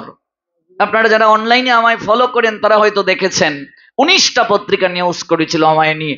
এই একমাত্র আমি আলোচক বাংলাদেশ থেকে, আপনাদেরই সন্তান, আপনাদেরই দেশের ছেলে। আরো কৃপা আশীর্বাদ করবেন, সারা জীবন যেন এই পথে থেকে আপনাদের মুখ উজ্জ্বল করতে পারি, আরো এগিয়ে যেতে পারি সামনে। তো এই জায়গায় যদি কোনোদিন আপনারা যান, সেখানে দেখবেন রাধারানী কোথায়, ডান দিকে, গোবিন্দ বাম দিকে, কালো সোনা বিগ্রহে। এটা দর্শন করবেন, যেহেতু হুগলি প্রসঙ্গটা এসেছে, কি কি আছে আমি একটু বলে যাচ্ছি, এটা দর্শন করবেন, অবশ্যই দর্শন করবেন। আর এই হুগলিতেই আছে ঝরু ঠাকুরের আবির্ভাব, ঝরু ঠাকুরের শ্রীপাঠ, কালিদাসের শ্রীপাঠ আবির্ভাব, আর স্বরগোস্বামী পাদের অন্যতম গোস্বামী রঘুনাথ দাস গোস্বামী পাদ। আজ থেকে 500 বছর আগে যার বাবা জেঠার বাৎসরিক উপার্জন ছিল 20 লক্ষ মুদ্রা। কল্পনা করা যায়? 500 বছর আগে 20 লক্ষ মানে বুঝতে পারছেন তো? তন্মধ্যে 12 লক্ষ টাকা ব্যয় হতো, তখন তো আর টাকা ছিল না, মুদ্রা। 12 লক্ষ ব্যয় হতো, 8 লক্ষ সঞ্চয় হতো, কোষাগারে জমা হতো। এত বড় জমিদারের ছেলে, তার জ্ঞাতি খুরু কালিদাস, বাবা জেঠার একমাত্র সন্তান রঘুনাথ, গোবর্ধন মজুমদার আর হিরণ্য মজুমদার, এই 2 জনের একমাত্র সন্তান। জেঠার যেহেতু সন্তান ছিল না, নিঃসন্তান ছিলেন, এই জন্য 2 জনেরই উত্তরাধিকারী সন্তান রঘুনাথ দাস গোস্বামী পাদ। অথচ তার মাঝে বৈরাগ্য এসে গিয়েছিল, এমন ভাবে তার মাঝে বৈরাগ্য এসেছিল, এই সংসার তার কাছে অসার মনে হয়েছিল, এই সংসার তার কাছে মূল্যহীন মনে হয়েছিল। এবং তিনি শ্রীমান মহাপ্রভুর অহৈতুকী প্রেমে পড়ে এই সংসারকে ত্যাগ করার বাসনা করেছিলেন, সংসার থেকে বের হয়ে যাওয়ার বাসনা করেছিলেন। একমাত্র হৃদয়ে মাঝে তার একটাই চিন্তা, গৌরাঙ্গের চরণ প্রাপ্ত হওয়া। কিন্তু কি করে জাগলো, একটু এই বিষয়টা না বলে আমি কালিদাসের প্রসঙ্গে আসতে পারছি না। রঘুনাথ তখন খুবই ছোট্ট, তার বাবা জেঠা হুগলি জেলার একটা গ্রাম আছে যার নাম চাঁদপুর, চাঁদপুর নামে একটা গ্রাম আছে হুগলি জেলায়। এই চাঁদপুর নামক গ্রামে হরিদাস ঠাকুর ওই বেনাপুলের জঙ্গলে লক্ষ্মীহীরা বেশ্যাকে উদ্ধার করে বৈষ্ণবী বানিয়ে সেখান থেকে তিনি চলে গিয়েছিলেন হুগলির চাঁদপুরে। চাঁদপুরে সেখানে গিয়ে ভজন করছিলেন। সপ্তগ্রামের জমিদারের সন্তান রঘুনাথ, তাদের সঙ্গে ওই চাঁদপুরের একটা বিশেষ সম্বন্ধ ছিল। তার গ্রামের নাম শ্রীকৃষ্ণপুর। হরিদাস ঠাকুর গিয়ে ভজনের জন্য আসন পাতলেন চাঁদপুর। কি সম্বন্ধ? তৎকালে সপ্তগ্রামটা যশোহর ভৈরব নদ হতে রূপনারায়ণ নদ পর্যন্ত বিস্তৃত ছিল। সপ্তগ্রাম মানে একটা পরগনা, 7টা গ্রাম। কি কি? সপ্তগ্রাম, বংশবাটি, শিবপুর, বাসুদেবপুর, কৃষ্ণপুর, নিত্যানন্দপুর, শঙ্কনগর, ত্রিবেণী সপ্তগ্রামেরই অধিভূত ছিল। তৎকালে সপ্তগ্রামের সীমাটা যশোহর ভৈরব নদ হতে রূপনারায়ণ নদ পর্যন্ত বিস্তৃত ছিল। আর সপ্তগ্রামের কৃষ্ণপুরে রঘুনাথ দাস গোস্বামী শঙ্কনগরে ছিল রঘুনাথের জ্ঞাতি খুড়া, মানে জ্ঞাতি খুড়া, খুড়া বুঝেন তো, কাকা। সেই জ্ঞাতি খুড়া ভক্ত কালিদাস বাস করতেন।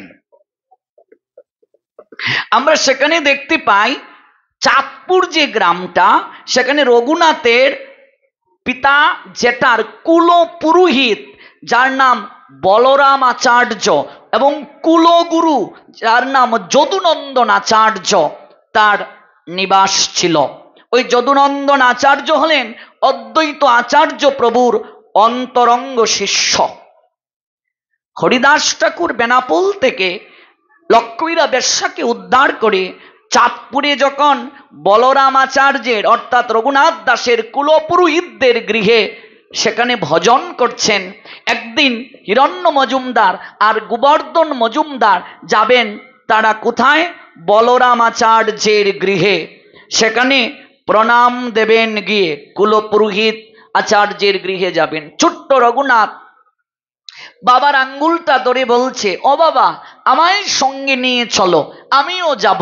বাবা ধমক দিয়ে বললেন, রঘুনাথ তোর যাওয়ার প্রয়োজন নেই, অনেক দূর আমরা যাব, বাবা তোর যাওয়ার প্রয়োজন নেই। রঘুনাথ বায়না ধরল, পিতা শাসন করে বললেন, যা, তোর যাওয়ার প্রয়োজন নেই, মায়ের কাছে যা। কান্না শুরু করে জেঠাকে জড়িয়ে ধরে বলছে, জেঠু আমি যাব। যেহেতু জেঠার সন্তান ছিল না, বাবার থেকেও জেঠা বেশি আদর করতেন। এবার জেঠা ধমক দিয়ে তার ভাইকে বলছে, রঘুনাথের বাবাকে, যাবে না কেন? আমার ছেলে 100 বার যাবে। এবার ছোট ভাই আর কিছু বলতে পারছে না। ও তুমি আদর দিয়ে দিয়ে দাদা ওকে বাদর বানাচ্ছ, নিয়ে যাও তাকে কোলে করে। তো রঘুনাথকে কোলে করে কখনো বা হেঁটে, কখনো পালকিতে চড়িয়ে, কখনো ঘোড়ায় চড়ে, এক এক সময় এক এক বায়না বাচ্চারা যেমন করে, নিয়ে যাচ্ছেন কোথায়? কুলপুরোহিত বলরাম আচার্যের গৃহে, হুগলির চাঁদপুর গ্রামে। সেখানে হরিদাস ঠাকুর হরিনাম করছেন। সাধারণ কেউ নয় হরিদাস। হরিদাস ঠাকুর কালিদাসের সঙ্গে সম্বন্ধটা এখানেই হলো, এবং এখানেই আমরা দেখতে পাই যে ঝরু ঠাকুরের লীলা শুনবো। ওই ঝরু ঠাকুর হরিদাস ঠাকুর সম্বন্ধে জানলো। ঝরু ঠাকুর হরিদাস ঠাকুরের কৃপা প্রাপ্ত হয়েছিলেন। হরিদাস ঠাকুর যখন হরিনাম করছেন, এই তত্ত্ব পাবেন চৈতন্য চরিতামৃতের অন্তলীলার 3য় পরিচ্ছেদে। শ্রী কৃষ্ণদাস কবিরাজ গোস্বামী পাদ বলছেন, যখন রঘুনাথ তার পিতা জেঠার অঙ্গুলি ধরে বলরামাচার্যের গৃহে প্রবেশ করলেন, ঠিক তখন হরিদাস ঠাকুরের জপ সংখ্যা সম্পূর্ণ হলো।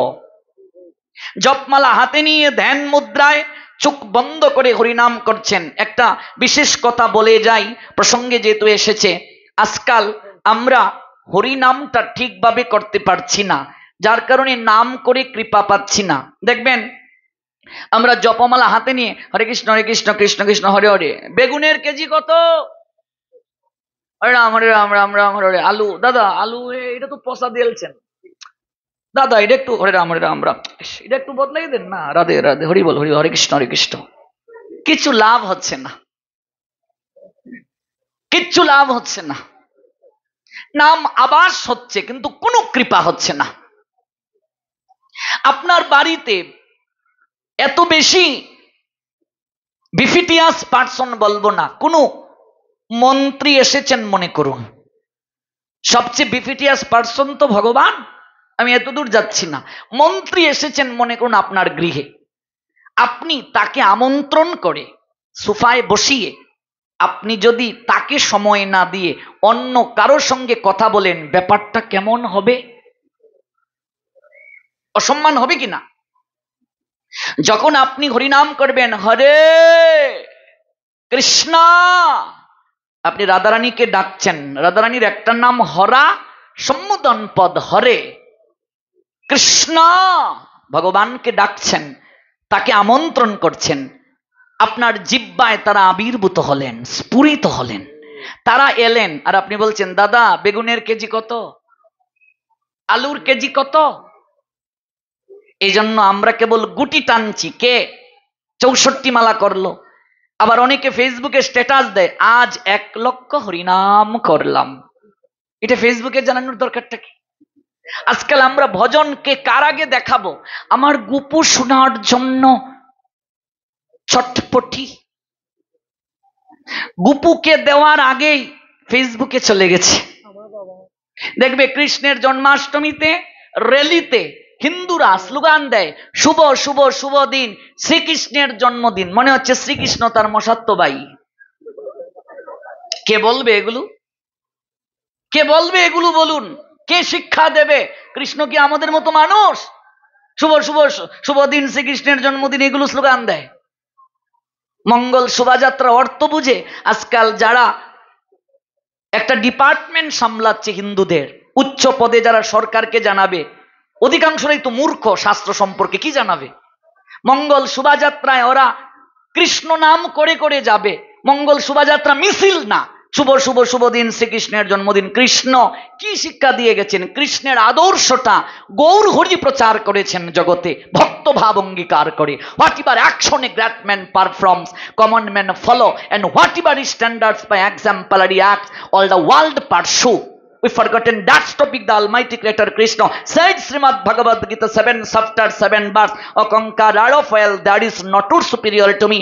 Everything rests upon me as pallets strung on thread. Also said Almighty Creator Krishna, Srimad Bhagavad Gita 10 chapter 8 verse. So my dear Arjun, please listen attentive what I say. I am the source of all spiritual and material worlds. Everything emanates from me. The intelligent person who perfectly know the angers in my devotional service and worship me with all their hearts. We forgotten that topic, that universal truth that causes we suffer most and excessively all time and all situation. আমাদের দুঃখের মূল কারণটাই তো এটা। আমরা শাস্ত্র ভুলে গেছি, ভগবানের বাণী ভুলে গেছি, ভগবানের আদর্শ ভুলে গেছি। কি জগৎকে ভগবান জানাতে চেয়েছেন? ভগবান বারবার উপর থেকে নেমে এসে নিজে আচরণ করে জগৎকে শিখাচ্ছেন, আমরা বুঝতে পারছি না। whenever there is a decline in religious practice or descendant of Bharat and the predominant rise of religion, at that time I descend myself to deliver the pious and to annihilate the miscreant as well as establish the principle of religion. After millennium, said Almighty Creator Krishna, 4 chapters Srimad Bhagavad Gita, Gyan Jog 7 and 8 verse. আমরা ভুলে গেছি সেই তত্ত্ব। কৃষ্ণ আমাদের মতো মানুষ না। শুভ শুভ শুভ দিন, শ্রীকৃষ্ণের জন্মদিন, মিছিলে লোক গেল, তারপর উপবাসের দিন জিলাপি বিতরণ করতেছে কমিটি, যে মন্দির থেকে শোভাযাত্রায় বের হলো। তারপর আমরা খেয়ে দে বা খিলখিল করে হেসে চলে এলাম বাড়িতে। তা আমরা অন্য ধর্মের কাছে বার্তাটা কি দেব? ভগবান তার আবার জন্ম হয়, তাহলে তিনি কেন এলেন এই তত্ত্বটা আমায় জানতে হবে না? তিনি কেন এলেন? তার তো জন্ম নাই। জন্ম কর্ম চমে দিব্যম এবং ইয়াবেত্তি তত্ত্বত ত্যক্তা দেহম পুনর্জন্ম নয়েতি মামেতি সর্জুন। তার তো জন্ম নাই, তাহলে তার জন্মটা কেন হলো? কারণটা কি? এটা যদি আমরা জানতাম, তাহলে আজকে শুভ শুভ শুভ দিন, শ্রীকৃষ্ণের জন্মদিন বলতাম না। এই জন্য ভগবান সপ্তম অধ্যায় জ্ঞান বিজ্ঞান যুগের 3 নং শ্লোকে বলছেন, এই তত্ত্ব সবাই বুঝবে না অর্জুন। মনুষ্যানাম সহস্রেষু কশ্চিৎ ইয়ততি সিদ্ধয়ে ইয়ততাম অপি সিদ্ধানাম কশ্চিৎ মাম বেত্তি তত্ত্বত।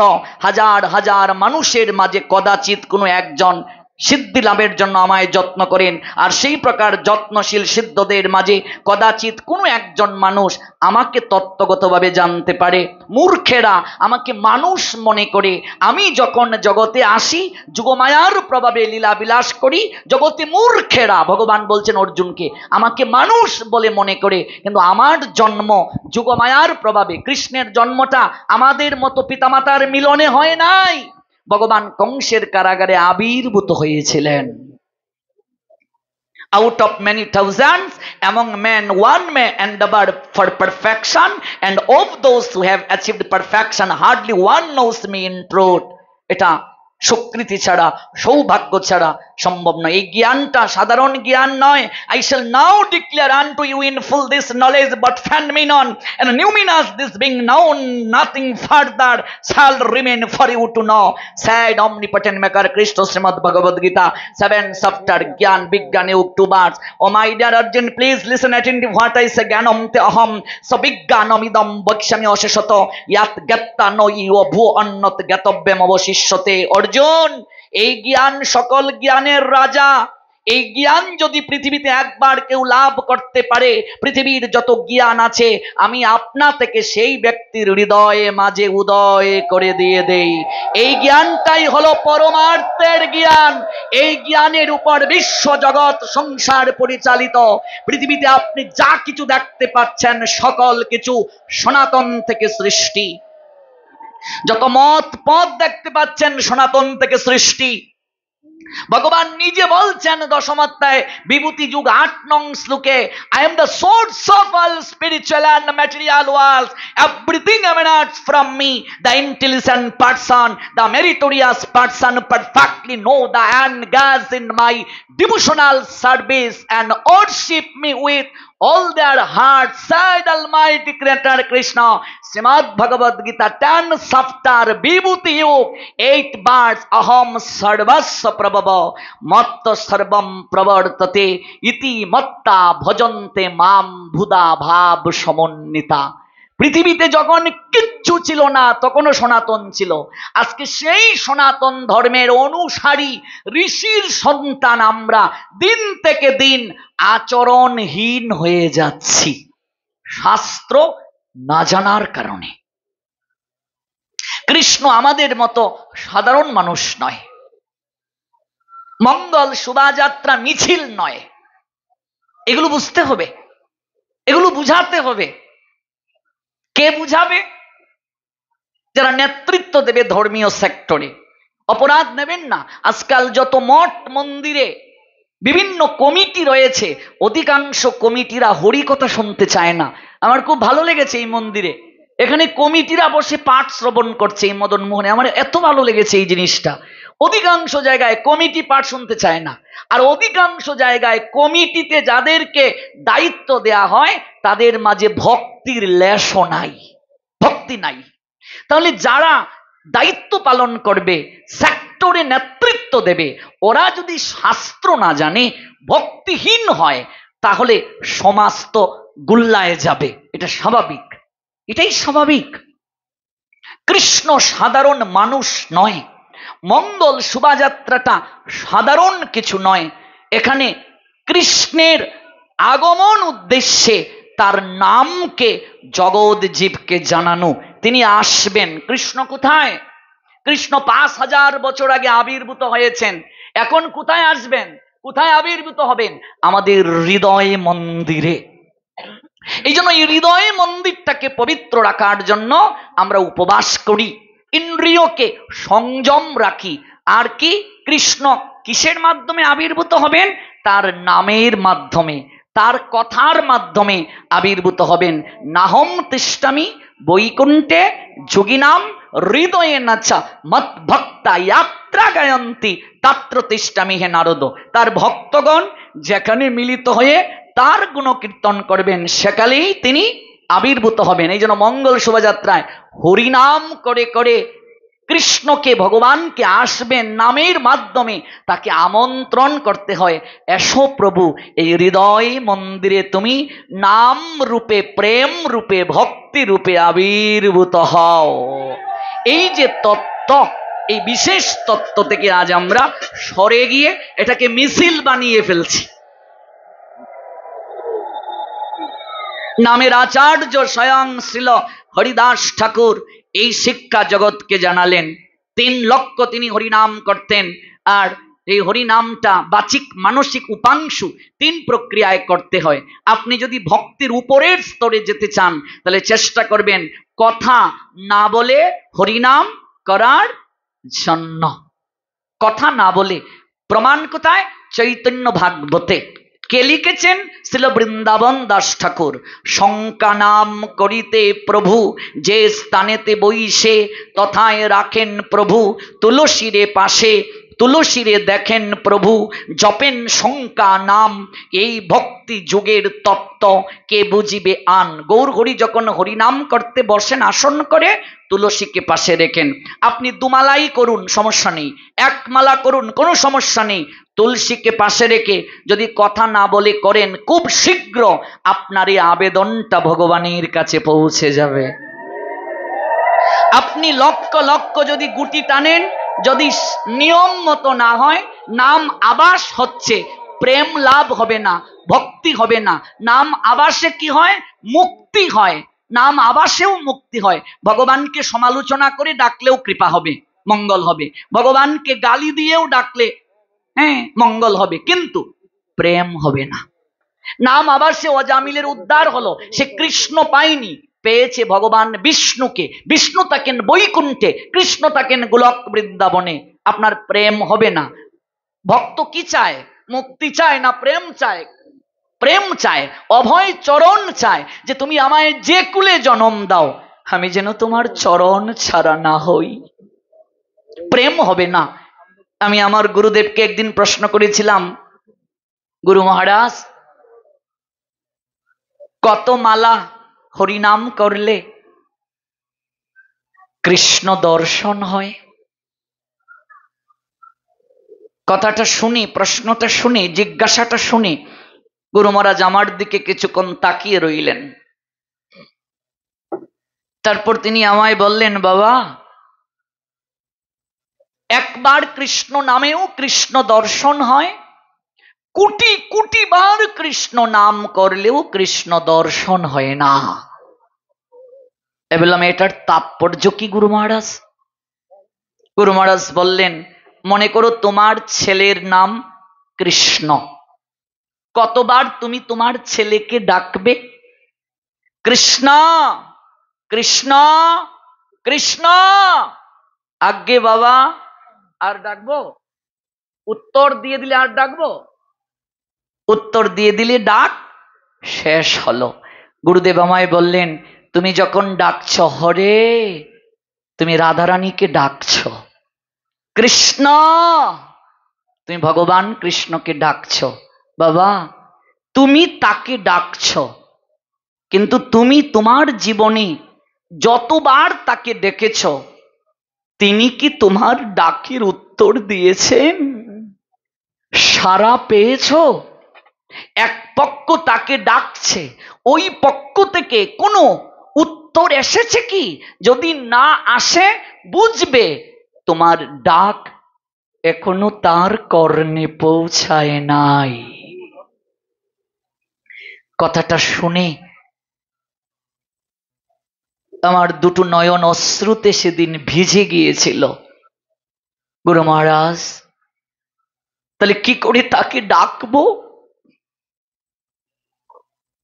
আমি তো আজও তার ডাকের উত্তর পাইনি, সাড়া পাইনি।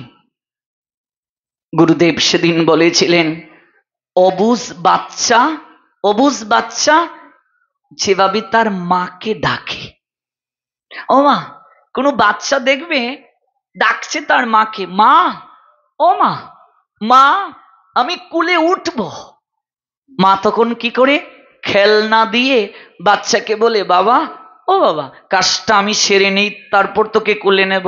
নে বাবা, একটু তুই খেলা কর, খেলা কর, আমি একটু কাজটা সেরে নেই। বাচ্চা যদি খেলনা পেয়ে খেলায় মত্ত হয়ে যায়, মা সহজে তাকে আর কোলে তুলে নেয় না। গুরুদেব বলেছিলেন, বাবারে, যেদিন থেকে তুমি হরিনাম করবে, ভক্তি জীবনে প্রবেশ করবে, ভগবানও তোমাকে ছোট্ট ছোট্ট কিছু মায়ার খেলনা উপহার দিয়ে তোমায় ভুলিয়ে রাখবেন। তিনি প্রথমেই তোমাকে কুলে তুলে ভবনদী পার করার জন্য আসবেন না বাবা, আসবেন না। তোমাকে ছোট্ট ছোট্ট কিছু মায়ার উপহার, তোমার ইচ্ছে পূরণ করে তোমায় পরীক্ষা করে দেখবেন, তুমি এগুলো পেয়েই ভুলে থাকতে চাও না তুমি তার কুলে উঠতে চাও? তুমি এগুলো পেয়েই কি এই ভব সংসারে মত্ত থাকতে চাও, না তুমি তার কুলে উঠে ভবনদী পার হতে চাও? বাচ্চা যদি খেলনা পেয়ে মত্ত হয়ে যায়, আর না কাঁদে, মাকে না ডাকে, মা আর তাকে কুলে নেয় না। আমার বাচ্চা খেলা করছে, ভালো, আমি কাজটা সেরে নেই। বাচ্চা যদি খেলনা ঢিল মেরে ফেলে কাঁদতে থাকে, ও মা, মা আমি কুলে উঠব, আমি খেলবো না। বাচ্চা যখন কাঁদতে শুরু করে, মা তখন হাতের কাজ ফেলে দৌড়ে আসে, আয় আয় বাবা, আয় আমার কোলে আয়, আমি কাজ পরে করব। তুই কাঁদিস না বাবা, আমার কোলে আয়। গুরুদেব আমায় বলেছিলেন, অবুঝ বাচ্চার মতো যদি কৃষ্ণ নাম করে এমন করে কাঁদতে পারো, ডাকতে পারো কৃষ্ণ,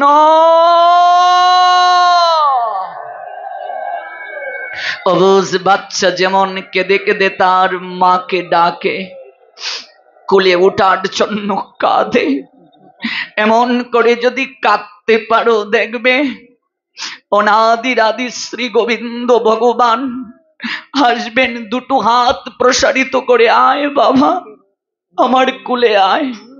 জগতের পিতা কৃষ্ণ শুধু সন্তান পিতাকে হারিয়ে কাঁদে না রে মা, সন্তান যতটা পিতাকে হারিয়ে কাঁদে তার থেকে অধিক কান্না করেন পিতা সন্তানকে হারিয়ে। একটা ছোট্ট ছেলে বাবার আঙ্গুল ধরে মেলায় ঘুরতে গিয়েছে, মেলা ঘুরতে ঘুরতে ছেলেটা বাবাকে বলছে, ও বাবা ওই দেখো নাগরদোলা, আমি নাগরদোলায় উঠবো, ও বাবা, বাবা আমায় এটা কিনে দাও, ও বাবা আমি এটা কিনবো। বাবা বলছেন, আগে মেলাটা ঘুরে দেখ তারপর কিনবে, এই শক্ত করে আমার আঙ্গুল ধরে রাখ, দেখ কত লোক, হারিয়ে গেলে খুঁজে পাবি না। ছোট্ট ছেলেটা শক্ত করে আঙ্গুলটা জড়িয়ে ধরল।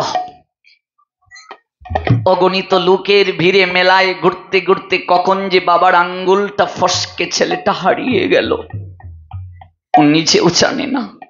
হঠাৎ করে দেখে তার বাবা সঙ্গে নেই, চিৎকার করে ডাকছে, বাবা বাবা কোথায় গেলে তুমি? অগণিত লোক, এত ভিড়, এত গোলমাল, চারিদিকে তাকিয়ে বাবাকে আর পাচ্ছে না। একটা প্রাজ্ঞ লোক হঠাৎ দেখছে একটা ছেলে ভিড়ের মাঝে কান্না করছে, আর বাবা বাবা ডাকছে ছোট্ট ছেলে। কাছে এসে তিনি বলছেন, কাঁদছিস কেন রে খোকা, তোর বাবা কোথায়? আমি আমার বাবার আঙ্গুল ধরে ঘুরতে এসেছিলাম, কখন যে হারিয়ে গিয়েছি আমি জানি না। আমি বেলুন কিনতে চেয়েছিলাম, নাগরদোলায় উঠতে চেয়েছিলাম, কিন্তু আমি বাবাকে পাচ্ছি না এখন। খোকাটাকে জড়িয়ে ধরে প্রাজ্ঞ লোকটি বলছেন, খোকা তুই কি ভাবছিস? তুই শুধু তোর বাবাকে হারিয়ে কান্না করছিস, খুঁজছিস। তুই যতটা তোর বাবাকে হারিয়ে কান্না করছিস, খুঁজছিস, তার থেকে অনেক বেশি তোর বাবা তোকে হারিয়ে কান্না করছে রে। তোর বাবাকে তোকে খুঁজতে হবে না, একটা জায়গায় তুই দাঁড়িয়ে থাক, কেবল চোখটা প্রসারিত রাখ, অগণিত লোকের ভিড়ে কেবল তুই তোর বাবাকে অনুসন্ধান কর। আর এই দুটো কান খোলা রাখ, দেখবে কখন তোর বাবা খোকা খোকা চিৎকার করে ডাকতে ডাকতে তোর কাছে আসবে। ছোট্ট খোকাটা একটা জায়গায় দাঁড়িয়ে অনুসন্ধান করছে। একটু আগে মেলায় ঢুকছিল, এই দুটো চোখ কত কিছুর দিকে দৃষ্টি নিবদ্ধ হয়ে ইচ্ছে জেগেছিল, কামনা জেগেছিল কেনার জন্য। ওই দুটো চোখ সব জায়গায় এখন অবলোকন করছে, কিন্তু সে কিচ্ছু চাচ্ছে না। সে একটা জিনিস চাইছে, কবে তার বাবা এসে তাকে ডাকবে। এই দুটো কানে কত গোলমাল, কত কিছু প্রবেশ করেছিল, এই দুটো কানে এত গোলমাল যাচ্ছে, কিন্তু স্থান পাচ্ছে না। একটা ডাক শুনতে চাচ্ছে, খোকা কবে তার বাবা তাকে ডাকবে খোকা। কিছুক্ষণ পর তার বাবা পাগলের মতো দৌড়ে এসে, খোকা হায় বাবা আমার কোলে আয়, আমি সারাটা জায়গা তন্ন তন্ন করে তোকে খুঁজেছি, তোকে পাইনি। আমরাও জগৎপতি কৃষ্ণের মদন মোহনের সন্তান।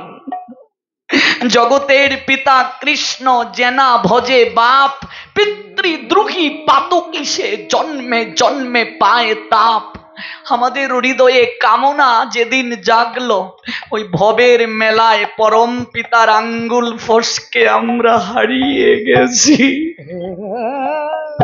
এই ভবের নাগরদোলায় উঠার জন্য যেদিন বাসনা জাগলো, সেদিন কৃষ্ণ হারা হয়ে গেছি। কৃষ্ণ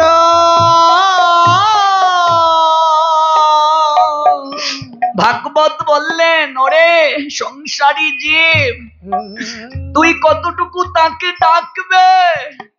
তোর ক্ষীণ কণ্ঠের আওয়াজ গোলক বিহারীর কর্ণে যাবে না রে।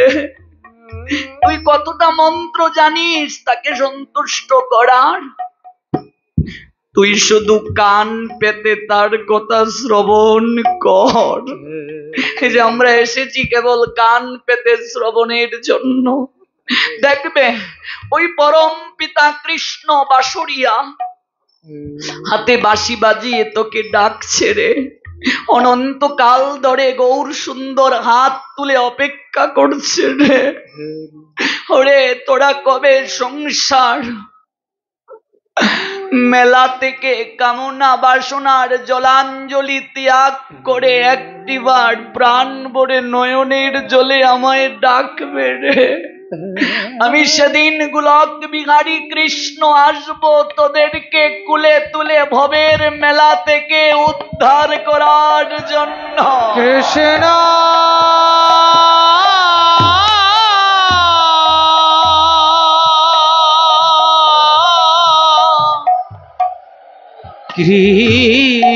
কৃষ্ণ গো পুজিয়া নিলাম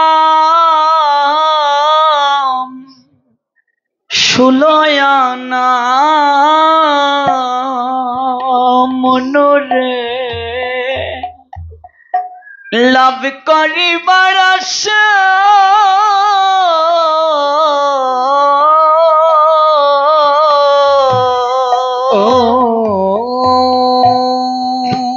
পুঁজি আনলা সুলয়ানা মনরে, লাভ করিবার আশা। এই কালাইয়া বন্দরে কত ব্যবসায়ী এখানে এসেছেন পাটে, বলুন তো। দিন শেষে সন্ধ্যাবেলা কি হিসাবের খাতাটা খুলেন না? আজ কত টাকা কেনা বেচা হলো? মাস শেষে একটা হিসাব করেন কি? বছর শেষে একটা হিসাব করেন কি? হিসাব না করলে তো ব্যবসা অগ্রসর হবে না। বুকে হাত দিয়ে বলুন, যাদের বয়স 40, 50, 60, 70 হলো, আমার 60 বছরের জীবনে, 40 বছরের জীবনে, 30 বছরের জীবনে আমি কি করলাম? হিসাব করেছি কি একটিবার? জীবনের হিসাব, এই জীবনের হিসাব কি করেছি? আমি নিজের জন্য কি করলাম? মারে নিজের জন্য কি করলে?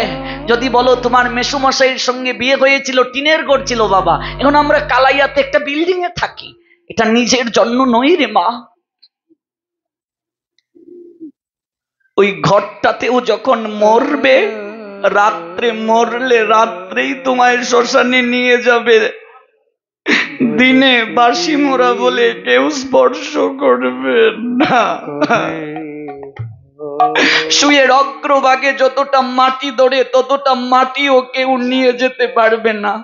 ব্যবসা প্রতিষ্ঠানটা পড়ে থাকবে, বাড়িটা পড়ে থাকবে, ব্যাংকে কত টাকা রেখেছো কাউকে বলে যাওয়ারও সময় পাবে না যেদিন মহাকাল ডাকবে। হিসাব করো, আজকে ঘুমিয়ে বুকে হাত দিয়ে 5টা মিনিট নিজেকে প্রশ্ন করো। এটা মনোশিক্ষা গান, মনকে প্রশ্ন করা হয়েছে। তুমি যে পুঁজি নিয়ে এলে এই ভবের হাটে কেনা বেচা করার জন্য, একটা ব্যবসায়ী যারা রাস্তায় ফুটপাতে বসে ওরা কেনা বেচা করে সন্ধ্যা বেলায় সকল কিছু গুছিয়ে তারা তাদের বাড়ি ফিরে যায়। হরি হে আমার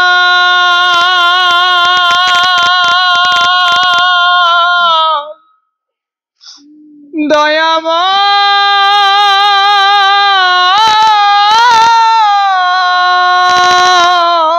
তুমি যে ববের হাটে এলে, 16 আনা করি দিয়ে ভগবান তোমায় পাঠালেন। জীবন জিজ্ঞাসা, জীবনের কেনা বেচা। তোমার জীবনে শৈশব, কৈশোর, যৌবন, বার্ধক্য, দুপুর সময়টা যৌবন, বৃদ্ধ সময়টা বিকেল। তোমার যে বিকেল হয়ে গেল, কিছুক্ষণ পরে তোমার জীবন রবি পশ্চিম গগনে যাবে। তুমি যে সকল কিছু গুছিয়ে তুমি যেখান থেকে এসেছো তোমার বাড়িতে যাবে, ওই 16 আনা কড়ি দিয়ে কি লাভ করলে আর কি ক্ষতি করলে? যে তোমায় পাঠালো মহাজন, তার কাছে গিয়ে কি জবাব দেবে? এজন্য আজ মনোশিক্ষায় বলছেন, হরে পুজিয়া নেলা তুমি 16 আনা মনরে, লাভ করিবার আশা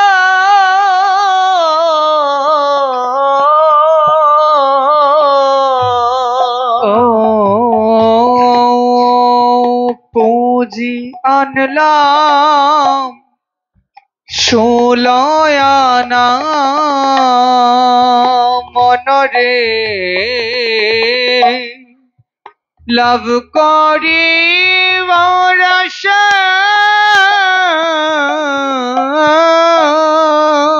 আমার আসলে আসল মিলে না, মহাজন বুঝাইব কি দিয়ে? আমার আসলে আসল মিলে না,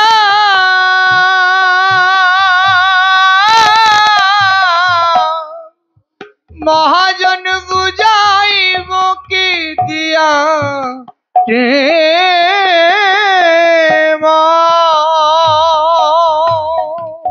একটিবারও কি জীবনের হিসাব করেছি বাবা? কি নিয়ে যাব? যেদিন গিয়ে দাঁড়াবো কি জবাবটা দেব? মানুষ জনম ব্যতীত আর কোনো জনমে এই হিসাব করার সুযোগ নাই। বিবেক দেননি ভগবান, মনুষ্যত্ববোধ দেননি ভগবান। দায়িত্ব কর্তব্য মরার আগে শেষ হবে না রে মা। যে ছেলেটার বিয়ে করিয়ে দেই, তারপর একাদশী শুরু করব, তারপর প্রসাদ খাওয়া শুরু করব, তারপর কার্তিক মাস শুরু করব, জীবনেও কোনোদিন সুযোগ আসবে না। মরার আগেও দায়িত্ব শেষ হয় না। যৌবন থাকতে ভজন করতে হয়। তোমার আসলে আসল মিলে না, মহাজনকে কি দিয়ে বুঝাবে? একবারও কি ভেবেছি এই ব্যবসা তো এই জায়গাতেই শেষ হবে? তুমি যে ভবের ঘাটে আসলে, তোমাকে 16 আনা করি দিয়ে পাঠানো হলো, যে মহাজন তোমায় পাঠালেন, ওইখানে তুমি কি জবাব দেবে? একমাত্র সম্বল হরিনাম, কৃষ্ণ নাম।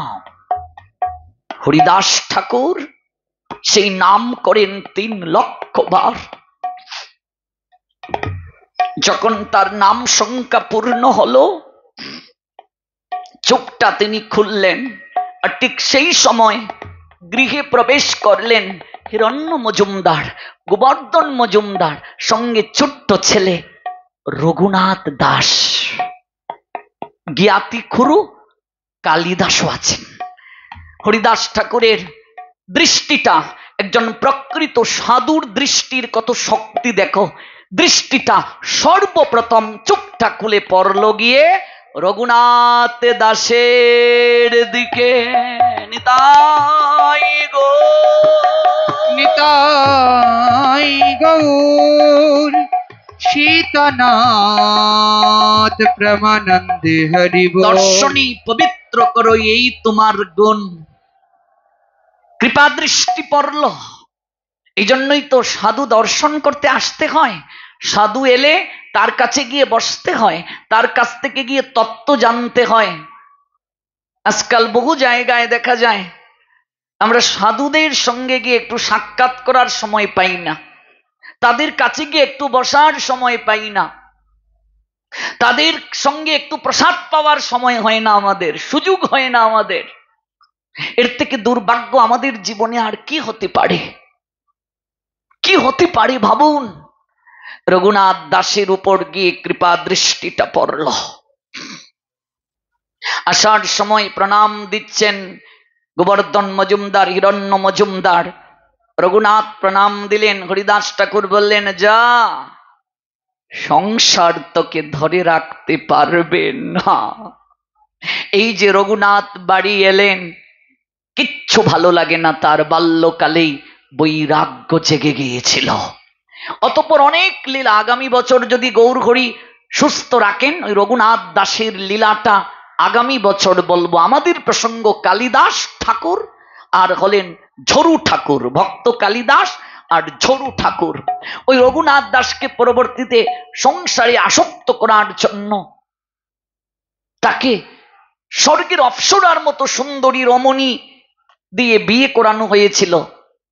তাকে সংসারে বাধা সম্ভব হয় নাই, চলে গিয়েছিলেন তিনি পরবর্তীতে সংসার ত্যাগী হয়ে। তার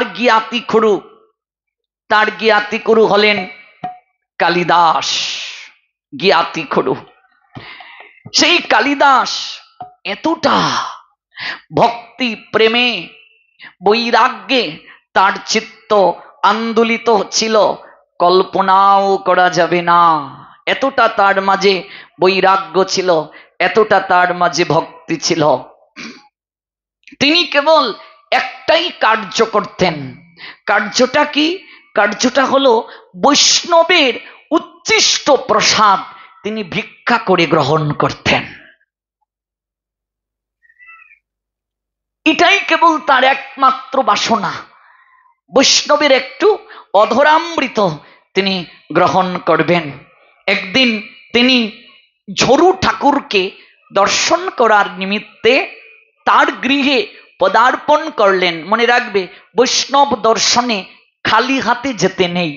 তাই তিনি সুমিষ্ট নিজের আম গাছে যে আমগুলো ধরেছে এবং পেকেছে, পাকা কিছু আম পুতলির মাঝে করে কালিদাস ঝরু ঠাকুরের গৃহের দিকে যাত্রা করলেন আমগুলো নিয়ে। ঝরু ঠাকুর তার নাম কেন? ঝড়ের দিনে তার জন্ম হয়েছিল। আবার আসলে ঝরু ঠাকুরের জন্ম বৃত্তান্তটা শ্রবণ করাবো। তার মা তাকে নিয়ে জমিদারের গৃহে দাসীবৃত্তি করতেন। কিভাবে ছোটবেলা থেকে তার বৈরাগ্য ছিল ঝরু ঠাকুরের, সে অনেক লীলা, অল্প সময়ে তো এগুলো ব্যাখ্যা করা যায় না। যখন এই লীলা আমরা শ্রবণ করছি তখন ঝরু ঠাকুর বিবাহিত, হরিমতি হলো তার স্ত্রীর নাম। বৈষ্ণব দর্শনে খালি হাতে যেতে নেই, তাই পাকা আমগুলো পুতলিতে করে ঝরু ঠাকুরের গৃহে যখন গেলেন, ঝরু ঠাকুর আনন্দে আত্মহারা হয়ে আসনে বসতে দিলেন, পাদ প্রক্ষালন করলেন, মাল্যদান করলেন। মনে রাখবে, সনাতন সংস্কৃতিতে সবচেয়ে শ্রেষ্ঠ সম্মান হলো অতিথি যখন গৃহে যায় তাকে প্রদীপ দ্বারা বরণ করা, তার গলে একটা মালা পরিয়ে দেয়া। এটা শ্রেষ্ঠ সম্মান সনাতন সংস্কৃতিতে। পাদ প্রক্ষালন করে দিলেন, আরতি করলেন, গলে একটা মালা পরিয়ে দিলেন। আমরা অল্প সময় লীলাটা শেষ করব, যেহেতু ঘড়ির কাঁটা আমাদেরকে সংকেত দিচ্ছে বারবার। যখন পাদ প্রক্ষালন হলো, আরতি হলো, মাল্যদান হলো, তখন কালিদাস পুতলিটা বের করে পাকা আমগুলো এনেছিলেন ঝরু ঠাকুরের জন্য, ভগবানকে নিবেদন করে প্রসাদ পাবেন। তিনি বললেন, কৃপা করে হে বৈষ্ণব ঠাকুর, এই আমগুলো গ্রহণ করুন। আমার গৃহ আঙ্গিনায় আম গাছটায় সর্বপ্রথম আমগুলো এসেছে, গাছের প্রথম ফল, তাই বৈষ্ণব সেবায় লাগুক। বহুদূর থেকে পুতলিতে করে হেঁটে হেঁটে আপনার জন্য আমি নিয়ে এসেছি। আমরা গাছের প্রথম সবজি, গাছের প্রথম কাঁঠাল মেয়ের বাড়ি পাঠাই, আর সাধুরা গাছের প্রথম সবজি, গাছের প্রথম ফল ভগবানের জন্য নিয়ে যান, বৈষ্ণবের জন্য নিয়ে যান। ঝরু ঠাকুর তার জন্য নিয়ে এলেন কালিদাস গাছে প্রথম পাকা আম। আমগুলো এতটাই সুস্বাদু এবং এতটাই মনে হচ্ছে রসে টইটুম্বুর। ঝরু ঠাকুরের দৃষ্টি পড়ল, হরিমতিকে বলছেন, ওগো, এই আমগুলো নাও, আমার প্রভুকে নিবেদন করে তারপর প্রসাদ পাবো। ঝরু ঠাকুরের আরাধ্য বিগ্রহের নাম মদন গোপাল। মদন গোপালকে নিবেদন করে তারপর প্রসাদ পাবো। এবার কালিদাস তাকে প্রণাম দিয়ে ঝরু ঠাকুর বলছেন, আমি তো মালি, আপনি কায়স্থ পরিবারে জন্ম নিয়েছেন, আপনি পরম বৈষ্ণব, আপনি কি আমার হাতে সেবা গ্রহণ করবেন? আমি তো নীচ, আমি হীন, আপনি চাইলে আমি কোনো ব্রাহ্মণকে দিয়ে আপনার জন্য রান্না করাবো, ভোগ লাগাবো। কালিদাস হেসে বললেন, ঝরু ঠাকুর, ঝরু, এ আপনি কেমন কথা বলছেন? ব্রাহ্মণ ব্রাহ্মণ নয়, যদি কৃষ্ণ তজে, শুধু ব্রাহ্মণ কুলে জন্ম নিলে হবে না, আচরণ যদি না থাকে, কৃষ্ণ যদি ভজন না করে, তাহলে সে চণ্ডাল থেকেও অধম। আর চণ্ডাল চণ্ডাল নয়, যদি কৃষ্ণ ভজে, মুচির কুলে সূচি হয়, ব্রাহ্মণ হয় আচরণহীনে চণ্ডাল, আর কর্মযুগে রাখাল হয় কৃষ্ণ বলরাম। মুচির কুলে সুচি, রুইদাস কোন কুলে জন্ম নিয়েছিলেন? মুচি কুলে, অথচ তার চামড়া বেজানো গাটের জলে মা গঙ্গা আবির্ভূত ছিলেন। জগাই মাদাই উচ্চ ব্রাহ্মণ কুলে জন্ম নিয়ে পতিত হয়েছিলেন। আপনার মতো পরম বৈষ্ণবের হাতে প্রসাদ পাওয়া এ তো আমার পরম সৌভাগ্য। যেই ভজে সেই বড়, অভক্তহীন চার, কৃষ্ণ ভজনে নাই জাতি কুলাদি বিচার। ভোগরাগ হলো মদন গোপালের, কিন্তু খুব ইচ্ছে কালিদাসের ঝরু ঠাকুরের একটু অধরামৃত উচ্ছিষ্ট পাবেন, কিন্তু ঝরু ঠাকুর তো এই সুযোগটা দিচ্ছেন না। প্রসাদ পেলেন মদন গোপালের, কিন্তু হৃদয়টা পূর্ণ হলো না, আনন্দ আসলো না। একটাই কারণ, আজ আমি একটু বৈষ্ণবের উচ্ছিষ্ট পেলাম না। একটু আবেদন জানিয়েছিলেন। ঝরু ঠাকুর কানে হাত দিয়ে বললেন, শ্রীবিষ্ণু শ্রীবিষ্ণু, আপনি আমায় অপরাধী করবেন না, আমি হীন, আমি পতিত, আমি পামর, আমার অদরামৃত আপনাকে দেওয়ার যোগ্যতা নেই। কালিদাস ব্যথিত হলেন, বিদায় নিলেন, দক্ষিণা দিয়ে বিদায় দিলেন কালিদাসকে। কালিদাস দূরে গিয়ে ঝোপের আড়ালে লুকিয়ে রইলেন, রাতেও কোথাও গেলেন না, এখানেই পড়ে রইলেন। পরদিন সকাল বেলা ওই পাকা আমগুলো মদন মোহনের ভোগে লাগবে, মঙ্গলারতির পর সেবা দেবে, আর যদি সুযোগ পান একটু অদরামৃত পাবেন। ঝরু ঠাকুর ভগবানকে নিবেদন করে ওই আম গ্রহণ করছেন। আমটা গ্রহণ করে আমের যে আটি থাকে না, আটিটা তো আমরা চুষে চুষে খাই, আটিটা চুষে চুষে তিনি ফেলে দিলেন একটা জায়গায়।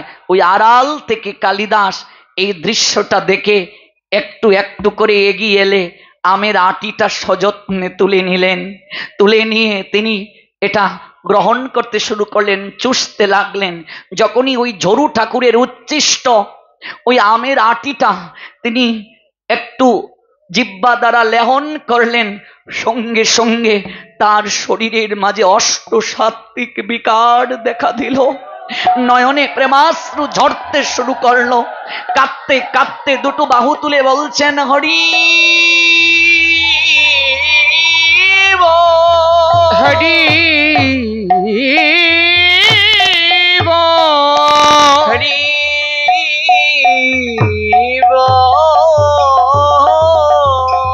হরি হরি সাত্বিক বিকার দেখা দিল শরীরে। ঝরু ঠাকুর দূর থেকে দেখলেন, কালিদাস কি করছেন আপনি? আপনি আমায় অপরাধী বানালেন। আপনার মতো পরম বৈষ্ণব জগতে বিরল ঝরু ঠাকুর, আজ আমার জীবন ধন্য হলো আপনার অদরামৃত পেয়ে। আমি এতকাল হরিনাম করি, আমার এমন ভাব হয় না আপনারই অদরামৃত, এই আমি আমের উচ্ছিষ্ট একটু লেহন করার কারণে আমার সর্বশরীর পুলকিত হয়ে উঠল, নয়নে প্রেমাশ্রু ঝরতে শুরু করলো। আপনার অদরামৃত প্রাপ্তির পর আমার এমন হলো, না জানি আপনি যদি আমায় একটু চরণ ধুলি আর একটু প্রেমালিঙ্গন দেন, না জানি আমার কেমন হবে। আমায় কৃপা করে একটু প্রেমালিঙ্গন প্রদান করুন। ঝরু ঠাকুর লুটিয়ে পড়লেন কালিদাসের চরণে, কালিদাস লুটিয়ে পড়লেন ঝরু ঠাকুরের চরণে। চৈতন্য চরিতামৃতের অন্তলীলার ষোড়শ পরিচ্ছেদে ছিল কৃষ্ণদাস কবিরাজ গোস্বামীপাদ লিখলেন, তাতে বৈষ্ণবের ঝুঠা খাওচারি ঘৃণালাজ, যাহা হইতে পাইবা বাঞ্ছিত সব কাজ। কৃষ্ণের উচ্ছিষ্ট হয়ে মহাপ্রসাদ নাম, ভক্ত শেষ হইলে মহাপ্রসাদ উপজ্ঞান। ভক্ত পদধূলি আর ভক্ত পদ জল, ভক্ত ভুক্ত শেষ, এই তিন সাধনের বল। এই তিন সেবা হইতে কৃষ্ণ প্রেম হয়, পুনঃ পুনঃ সর্বশাস্ত্রে ফুকারিয়া কয়। তাতে বারবার কহি শোনো ভক্তগণ, বিশ্বাস করিয়া করো এই তিন সেবন। তিন হইতে কৃষ্ণ নাম প্রেমের উল্লাস, কৃষ্ণের প্রসাদ তাতে সাক্ষী ভক্ত কালিদাস। নিতাই গো নিতাই গৌর সীতানাথ প্রেমানন্দে হরি বল। যে জায়গায় শেষ করছি, মদন মোহন যদি সুস্থ শরীরে আগামী বছর নিয়ে আসেন, যেখান থেকে শেষ করছি আমরা সেখান থেকে আগামী বছর শ্রবণ করব।